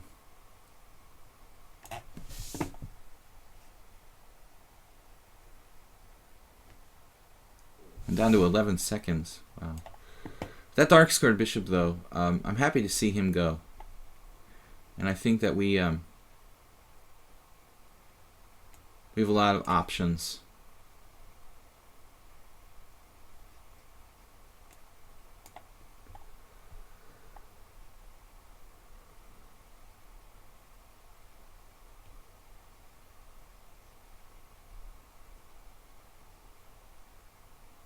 Knight h4.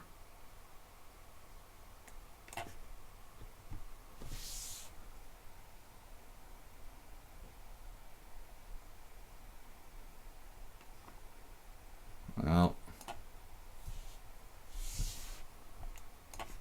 I'm not really buying this.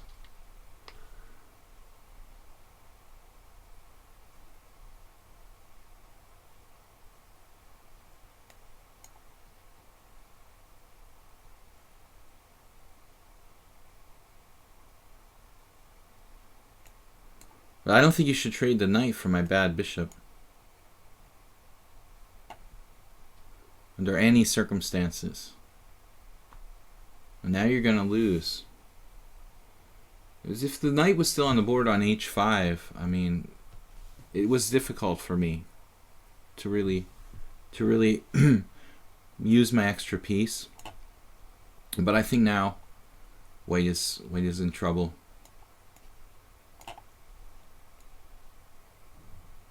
Objectively lost. Trade queens.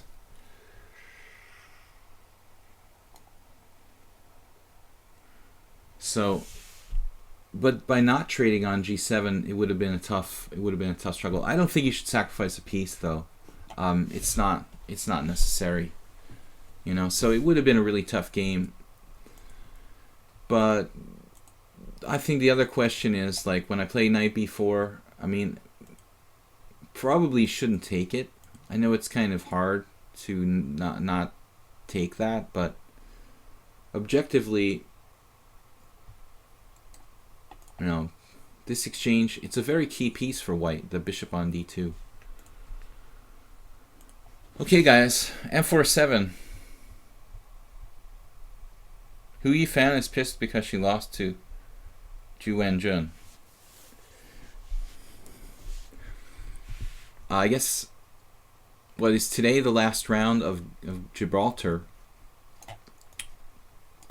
Welcome m4-7. I haven't played too much lately. The last round of Gibraltar, Topalov lost to this guy, Anton. I didn't even realize he was Spanish at first. I think I've seen his name before, but it's like, when it was funny when I saw the name Anton, I just assumed it was assumed it was like a Russian grandmaster.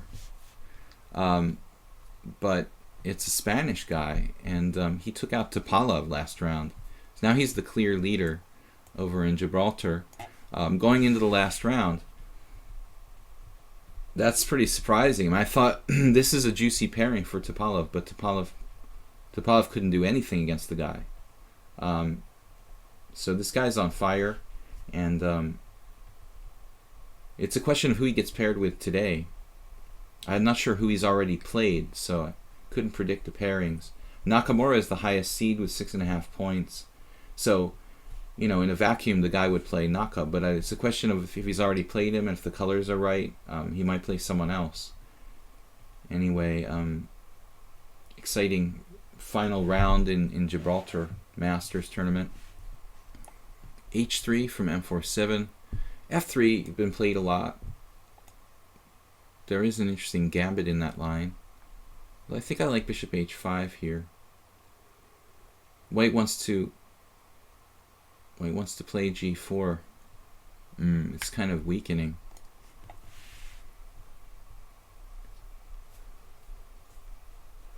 But that is, you are talking about Gibraltar, right? Is Hou Yifan playing over there? What am I talking about? Is she playing in that tournament? There's so many strong players, I lose track. So bishop g2. I think I've even looked at crazy gambits like e5 before. This is not totally insane to sacrifice a pawn with e5, I would think. Kind of interesting try. Maybe a little bit too much, asking too much from the position. White is basically playing a hippopotamus. Yeah, she's in Gibraltar, so... Well, I noticed, like, last round, 3 knight c3, never seen that. Yuri Lapshin, well, play queen c1 against me in a b4 position. You could play queen c1. You could play a lot of things. I mean, this is fine for white, I guess. You know, Pavel Blatny did like h3 and g3 against me. Didn't play well after that, I think. So, but Hou Yifan didn't seem like she's really a big factor in this Gibraltar. She lost to someone else good. Oh man, now again there's piece sacrifices with like e5 here, probably. e5, f5, queen h4 check, sacrificing a piece, but that's kind of dangerous. I'm not sure if I would have enough compensation. Need a computer for that.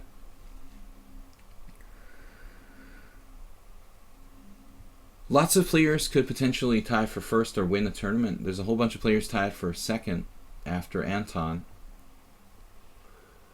But you know, it's been the typical Swiss system tournament where all these high-rated guys are basically losing games because they're overpressing against lower-rated players. Like Ivanchuk just blundered against this guy Dragnev in one of the later rounds. He just was killing the guy, and this young IM, and he just basically made a one-move oversight in a winning position where he just dropped the exchange. And Gelfand overpressed against Anton, and maybe another game too. Maxime Legrave has played well. Topalov had played well until this game he lost last round to Anton, which was kind of one-sided. I mean, it didn't seem like... Topalov lost with white in a Lopez. It was kind of a weird game. I'm going to play f6 here. Is this crazy? Kind of interesting game. Maybe f6 is a bit weird. It would be a little more natural to play like knight f6, I guess. But I have to do something to block this bishop on the long diagonal. So Adams lost the key game to Legrave in a Berlin defense with black. That was a good game. And yesterday, an uneventful draw between Nakamura and Caruana. I wondered, what about these guys? You know what I mean? Like, what do Caruana and Nakamura think? Like, when they get paired with each other, it's not an elite, like, closed tournament in this open. Are they just like, okay, we have mutual respect, we'll just make a friendly draw, or what's the deal there?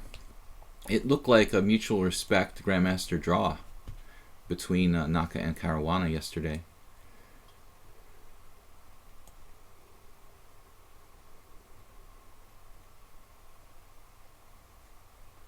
Here I played f6. This is a pretty complicated position. I don't know. I kind of like the way the M47 is playing since he came back to the stream. Yesterday he played a good game. Ivanchuk flagged with Kobo. Kobo. What, did he lose another game or something? He was already out of contention, but I didn't realize Ivanchuk like lost another game. He's always doing like, you know, random weird stuff. Overlooking one move threats, losing on time. Knight a3. I'll just play a6. I don't want my bishop to get hit by knight b5. So guys, we have time for 2 more challenges after this.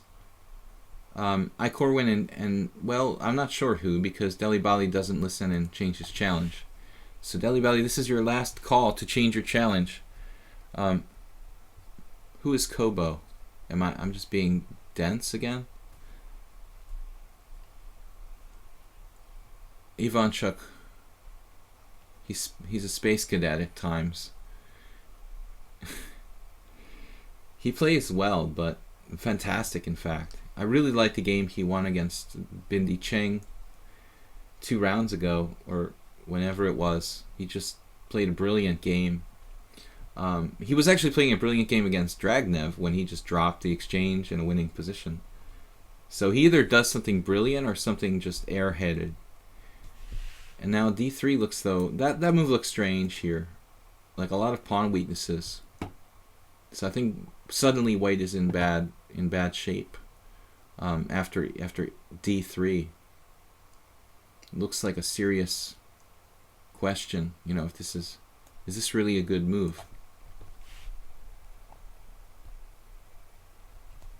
Ruling stance to the completely winning position right in earlier round and flagged. That must have been what Plucro, I mean what, oh, that's what you're talking about, right? Oh, in an earlier round. Well, I know the game with Dragnev where he was just totally winning, I mean, and just lost an exchange. But he plays too much, you know. I mean, Ivanchuk just goes from tournament to tournament to tournament like he was I don't know, 30-year-old rising star with nothing to lose. So he definitely like runs out of energy maybe at some point. But sometimes he needs to tone it down, maybe not play quite so much. Wow, c4. Okay. I'm not really sure how to handle this. Maybe d4. Such a bizarre position. I shouldn't have let you do that, c4. I made a very bad mistake there. m4-7. I made a very, very bad mistake. Letting him get away with that. Now queen e7. This is a sort of weird move by me. Not really right. Now my knight is going to have to go to h6, which is very awkward, or else I'm going to have to move my queen again. h5. Maybe we should take here. I'm playing too fast a little bit myself now.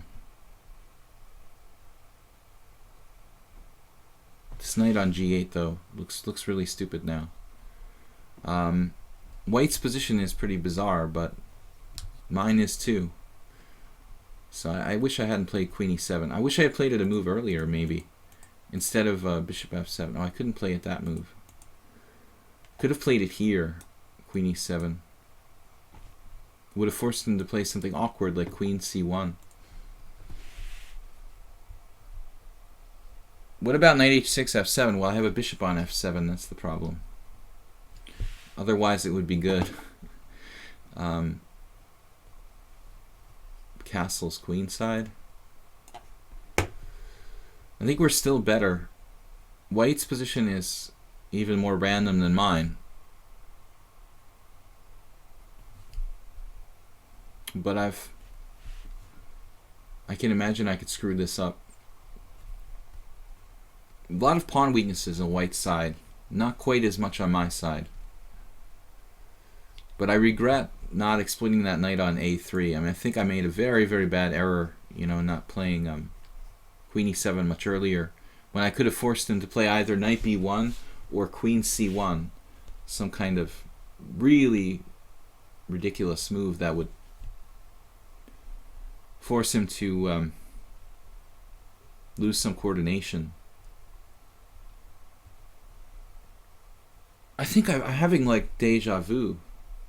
I'm having serious deja vu. Kobo is a 2482 rated IM. Having absolute deja vu about this whole Kobo thing. I feel like I've already been here having this conversation about Kobo. It's very strange. Sensation. Great knight on h6. Just what I was looking for.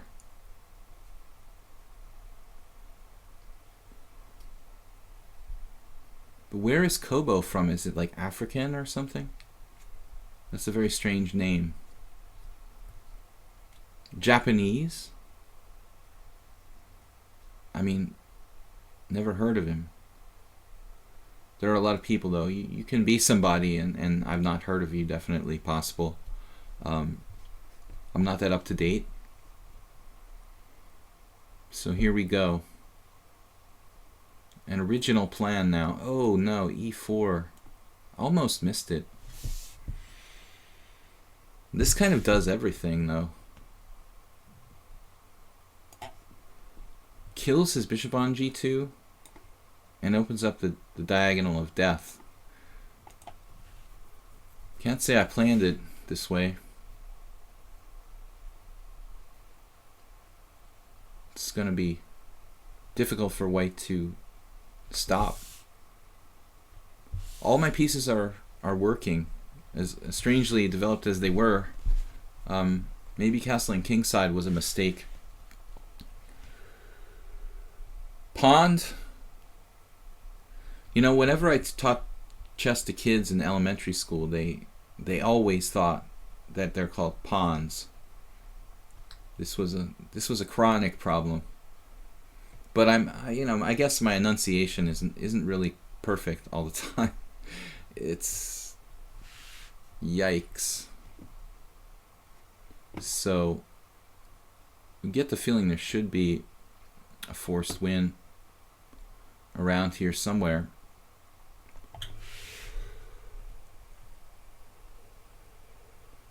Of course, I can simply play bishop takes h2, take something with discover check. But is there better?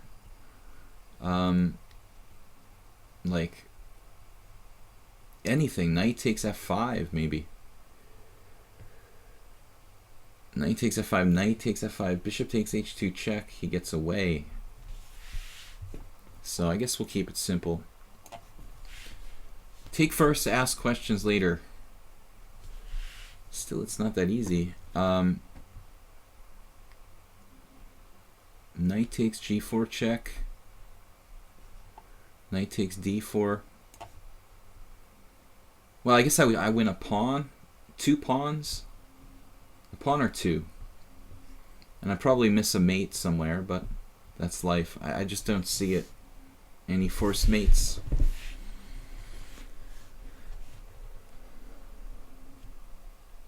So Shorty Sars, Chucky was totally winning. Shorty Sars saying Israel. Kobo. It's kind of a strange name for an Israeli.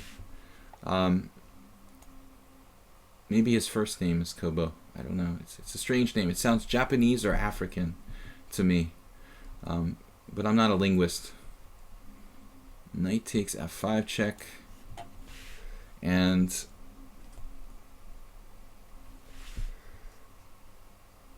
well, we can go for the exchange with knight g3. There's no forced win, apparently.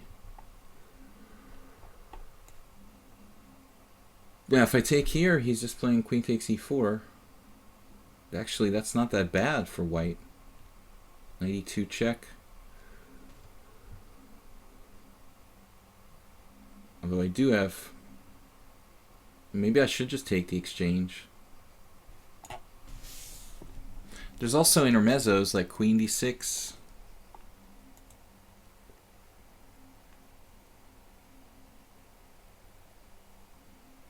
There's no mate there. That's crazy. Guess I should just take the maximum material. Knight takes d4. Queen takes e4, threatening that awful mate.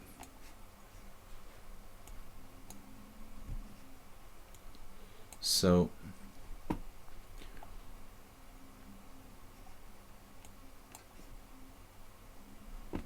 he's got some counterspiel. Objectively, it shouldn't really be quite enough. I mean, he's down a pawn and the exchange here. I'm going to give up on the h-file attack. That's what I get for taking material, though. Like a suffering kind of technical win.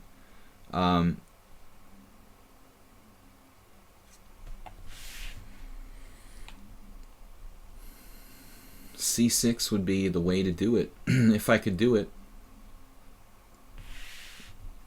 It's kind of double-edged, though. It really looks borderline crazy to play c6. But it's the only way in. Wow, he didn't bite.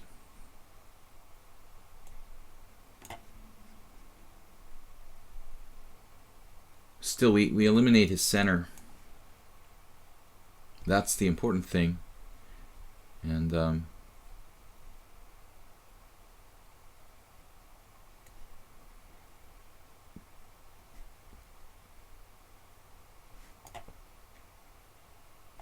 yeah, what am I thinking here? Seriously. Break up the pawn center.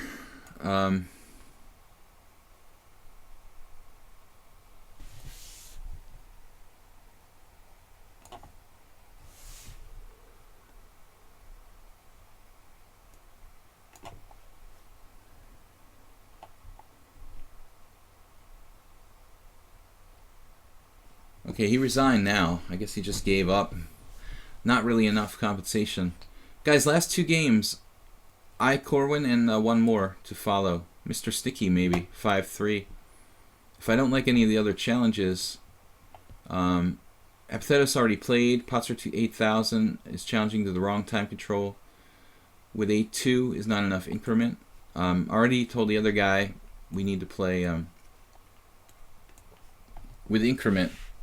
Knight takes g4, king g1, queen d6, any good? Shorty sword. Well, it threatens mate in 1. I imagine white has some kind of defense. I didn't think it was decisive, but there's got to be something better than what I did there. I hated like grabbing the exchange, but after knight takes d4, he had queen takes e4, which looked really nasty. And the ending not that easy for me. So interestingly, I went over this with one of my students yesterday. He had a game where his opponent played bishop f4, and so I, Kate Corwin, bishop g5 is the main move, bishop f4 is another move, and I also looked at knight f3. And of course, you always have to consider like the black Mardemer, I mean, as an option for white. I also looked at f3, so like a complete review of the basic lines of this Veresov. But knight f3 is pretty mild-mannered. It doesn't seem like a really aggressive move, and but interesting. And I think you played this against me once before. So I normally like to play c5, but I'm not sure it's objectively necessarily best to me. g6 would transpose to a Barry attack, which I don't really like. If c5, you play dc, and you get some kind of queen's gambit accepted. So this knight f3 thing, let's play bishop f5. This is a very solid formation for black. Though typically I don't play the Slav, so I'm not usually attracted to these kind of moves like bishop f5. The positions are very closed, very stodgy. Actually, today we had a lot of games that were really kind of like stodgy and tough and long, and not a lot of fun open games. Several Maratzis. The beginning games that I drew were kind of tough and old Indian. So it's been like really hard, like closed, long struggles today. bishop f4. Similar to my students' game that I analyzed yesterday, but the move order is different. And white had played e3 early and then bishop d3, so it could transpose, but not necessarily.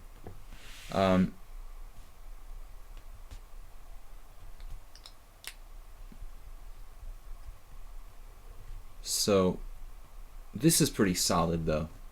Now, if you play g6, that's a different story. By the way, if white plays knight b5, I have knight a6. It's not really anything for white.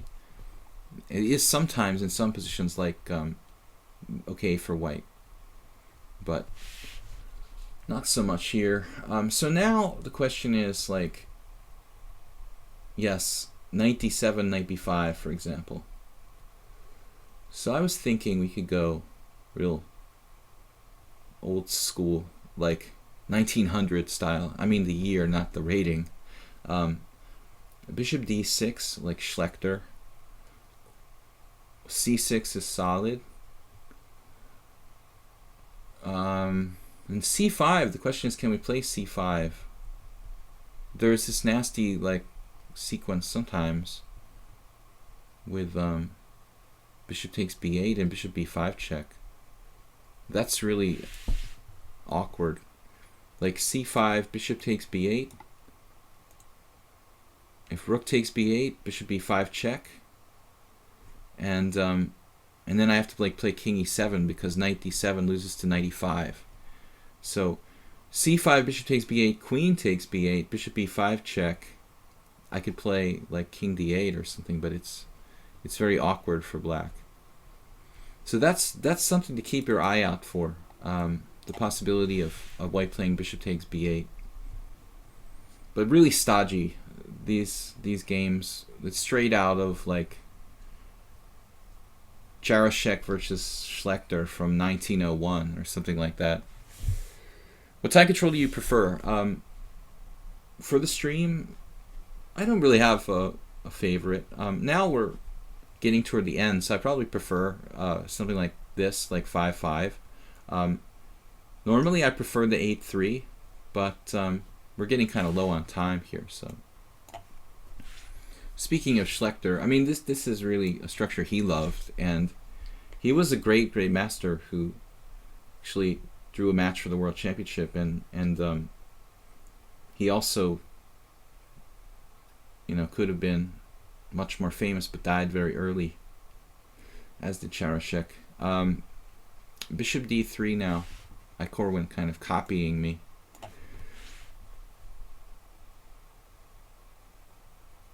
c6, yeah, c6 is okay. As I said, I don't really like the Slav. It's kind of a personal thing, but I'm not really... I don't like playing c6 if I'm going to play bishop d6. So if you're going to play c6, then probably bishop e7, and keep the good bishop on the board for black. I tried to make another move again. Thought you moved. I don't know why. Yeah, c6 is still okay, but like once I play bishop d6, I don't want to move any more pawns in the white squares. If I was going to play c6, then go ahead, play c6 here, and follow up with something like knight bd7 and bishop e7. That's very much okay for black. Took on g6, so we've got the massive amoeba of pawns, which I like a lot. It's very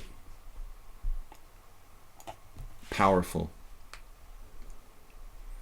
and we're not committed to castling kingside, so there are chances we could drum up an attack on the kingside.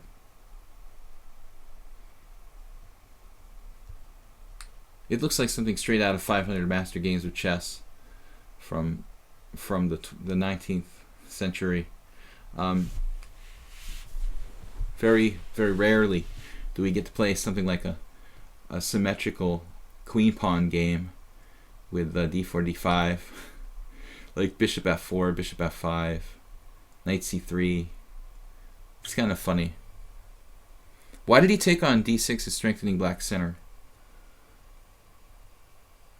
It's a matter of taste. I don't think it's that bad. Probably I would... he's going to have to do something. I mean, either bishop g3, bishop f4, leave it there, allow me to take on f4. I don't know.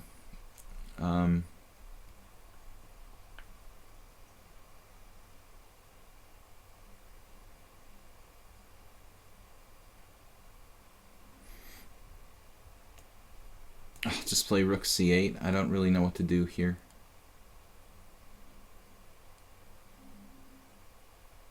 But this player, although he's lost all his games against me, has consistently played very well. I guess this one yesterday was pretty rough. Was that the game from yesterday? Yeah. He lost the initiative in the opening.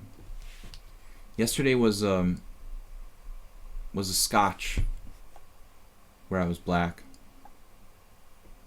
So here, I guess we could consider something weird like 97, but it doesn't seem really right. Still, white's okay here. I mean, that's why I wasn't that critical of bishop takes d6. I don't think it's that bad. White still has a reasonable position.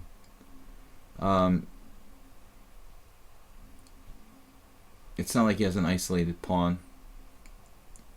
We have a slightly better pawn structure. Guys, one more game for today's stream. We'll be back tomorrow with more Classical and Blitz. I want to thank everybody for joining me. Apathetos, I'd love to play you again, but I really should play a different player, man. Deli Bali never did change his challenge. Though he's dropped to the bottom. It's like he re-challenged me to 8-0 again or something. Pots are 8,000, 7-5. Only time for one game left. Knight takes e4. Pots are 8,000 is played in my simuls. I do a simul every Sunday. I should remind everyone about. d5 is kind of interesting. I wonder how white would handle that. Let's try it. Is it really right?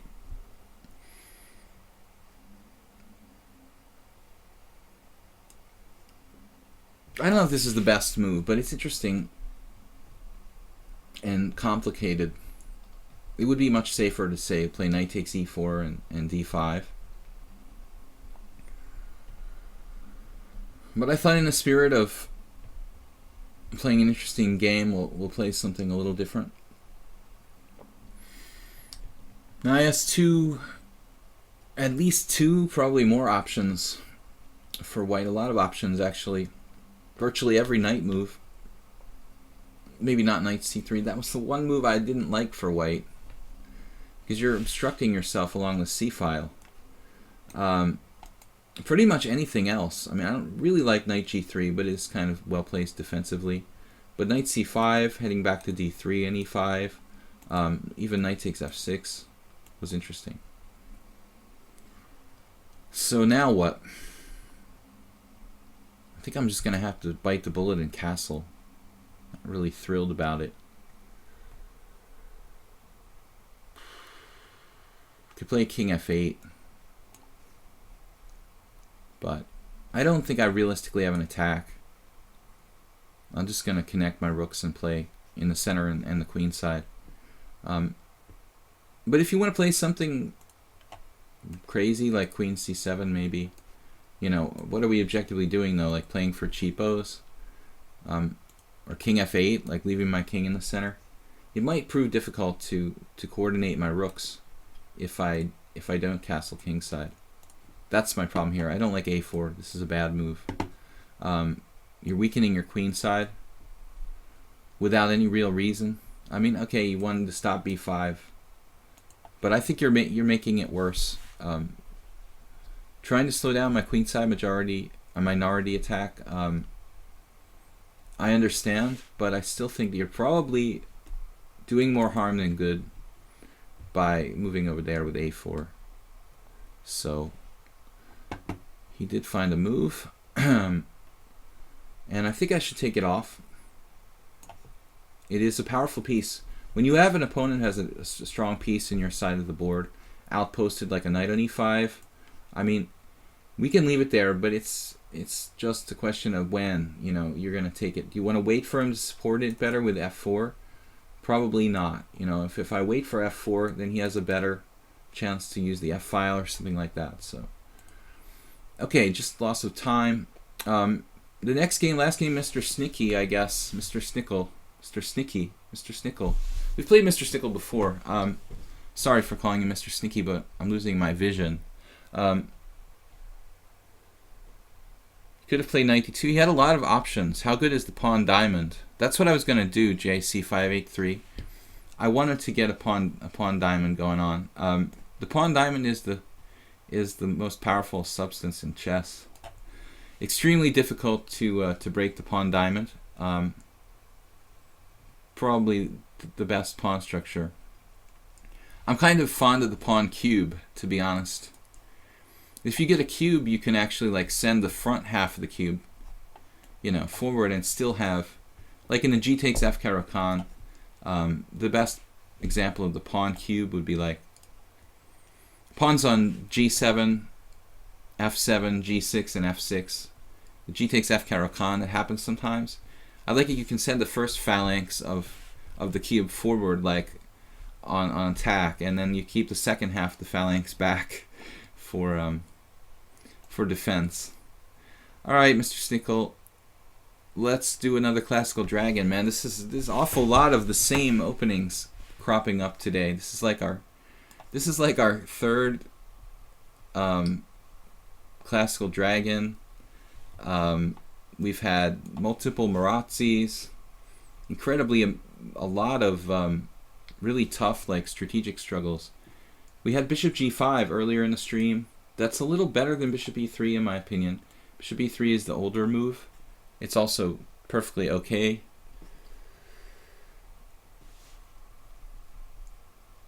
The pawn cube, but technically the diamond is the best. Pawn cubes are pretty rare. You don't come by them every day. I guess I'm going to start playing the g takes f. I mean, sorry, e takes f. I think I said g takes f before. I meant to say e takes f Caro-Kann. E takes f6, and then sometimes you take back on g6 as well. So that's how you come to get the pawn cube on g7, g7, f7, g6, and f6. Alright, guys. I think I'm going to have a nice break after this stream. I'm talking like non-stop. I should take a few more breaks now and then. Mr. Stickle, I used to love playing this line for black. This is probably my favorite classical line. The other day I had a game where I think I played a bad order of moves. It all depends on what white does here. There's king h1, bishop f3, and that move, as far as I know, is unsound. No one's ever dared to pull this on me before. But, you know, it's a tempting looking kind of sacrifice. I don't think that it can possibly work. If you're really chicken, you can play bishop takes b3, but I think we've got to take this pawn. Maybe somewhere in my distant past someone tried to do this against me as well, but I'm pretty sure that it's unsound for white. Sacrifice the pawn. It loosens up my king side a little bit, but the bishop can come back to g6 to be like a very important defender of the king. I think that's probably best, you know, right away.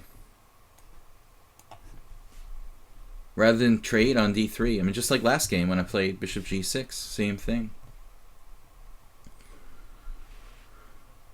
We'd prefer to have you fix our structure.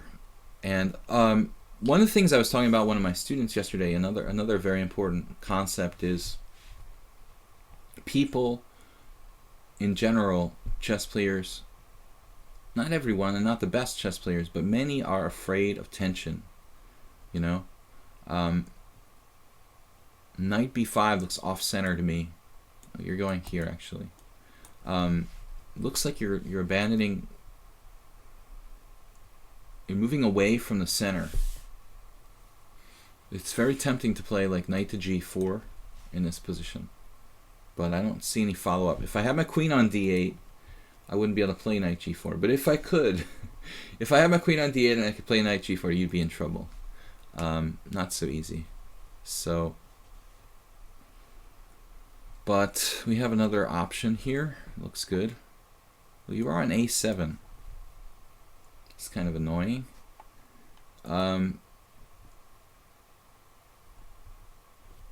He's headed for d4, like f5 by way of d4, it looks like. Quite a provocative and interesting plan.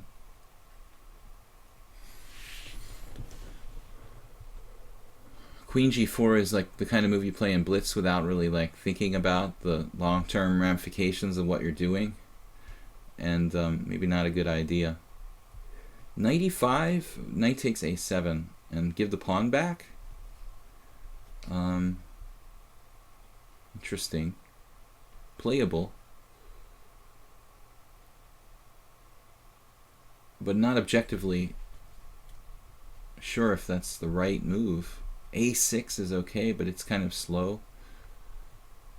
a6, knight d4, knight takes d4, knight takes d4.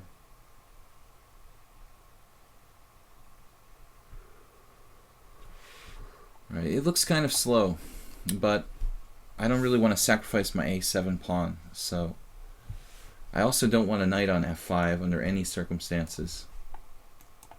Maybe I should play e6 straight away.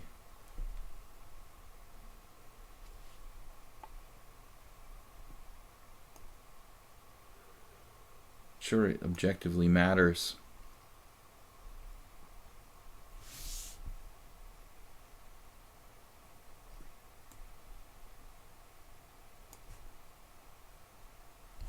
He has a little bit of compensation. And I blocked my own queen with this move, which I really hate. So I think I missed something there. a6 was too slow. Maybe it would have been better to play, if we go back, maybe it would have been better to play knight e5. But once again, I mean, it's still the same plan of knight d4.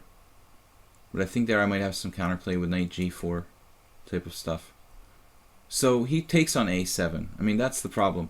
If I play knight e5, he plays knight takes a7, and then I wasn't sure what was going on. I mean, I'm sacking the pawn back with knight e5, knight takes a7, and then something like queen g4. Maybe that was better than trying to hang on to the pawn, because it looks like, to me, it looks like white has some play here. Maybe it's not enough, but I didn't want to exchange on d4 and bring his bad knight into the game. That's the other thing I'm concretely thinking about here. Don't want to help him bring his bad knight back to the center.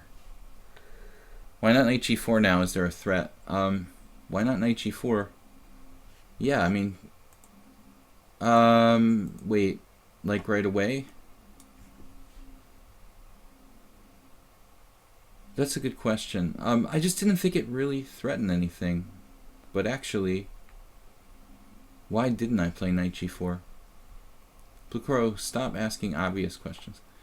I guess it would have been good. I don't know why I didn't play knight g4. I just didn't see a follow-up.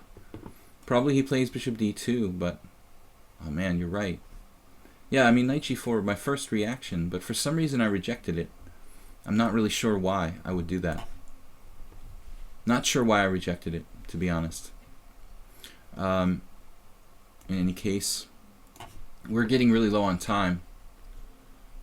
And I think, well, yep. That is a good move. h6.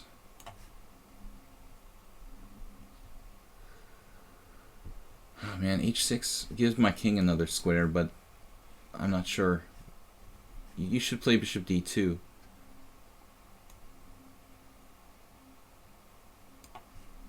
I mean, I guess we're objectively winning. Bishop d2 is not so easy. After bishop d2, I don't know. So he's now got to sacrifice the exchange as well, and it looks pretty good for black. Though maybe he has some play. Probably not enough. These pawns are pretty good, and the bishops. This is a pretty solid king side, actually. I mean, what's he gonna do? Like bishop f6? It's not enough. There's just not enough for white here. Yeah, that's what I figured, but I mean, I can just evict you. There is a tactic. King g7, rook takes e6. So I should play queen here first. Evict him, and we got queen g5, king g7. We're going to kick him out. This knight is still bad on b3. If I had exchanged knights, that would have been much worse for me. So it should be game over. Queen f4. And he's digested by my position. So guys, thank you for the games today. We'll be back tomorrow with more Blitz and Classical Chess at 10 a.m. CET. I want to thank everyone for joining. Also, if you can support the stream with a donation via PayPal, it helps to support my channel on YouTube as well as the stream here. And I want to thank everyone who has done that. Recently we had a donation yesterday, so I want to thank everybody who has donated. So knight f5 check, well, this is like craziness. He's just giving up everything here. It's not the first time he says that to me. It seemed too obvious. I guess my analysis of that blue crow was simply like, I play knight g4 and he just moves the bishop to d2. And because my queen is on c8, I don't have any queen b6 check. So the reason I rejected it was because I didn't see a like logical follow-up. My knight's just hanging out on g4. He moves his bishop back to d2.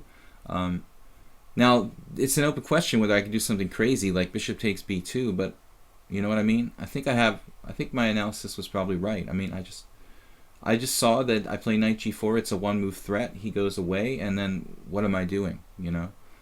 If it had been coordinated knight g4 with the queen or something, my queen wasn't on c8. That was the first thing I talked about, remember? Saying how like I wish my queen was on d8. Anyway, guys, thank you for joining me. We'll be back tomorrow.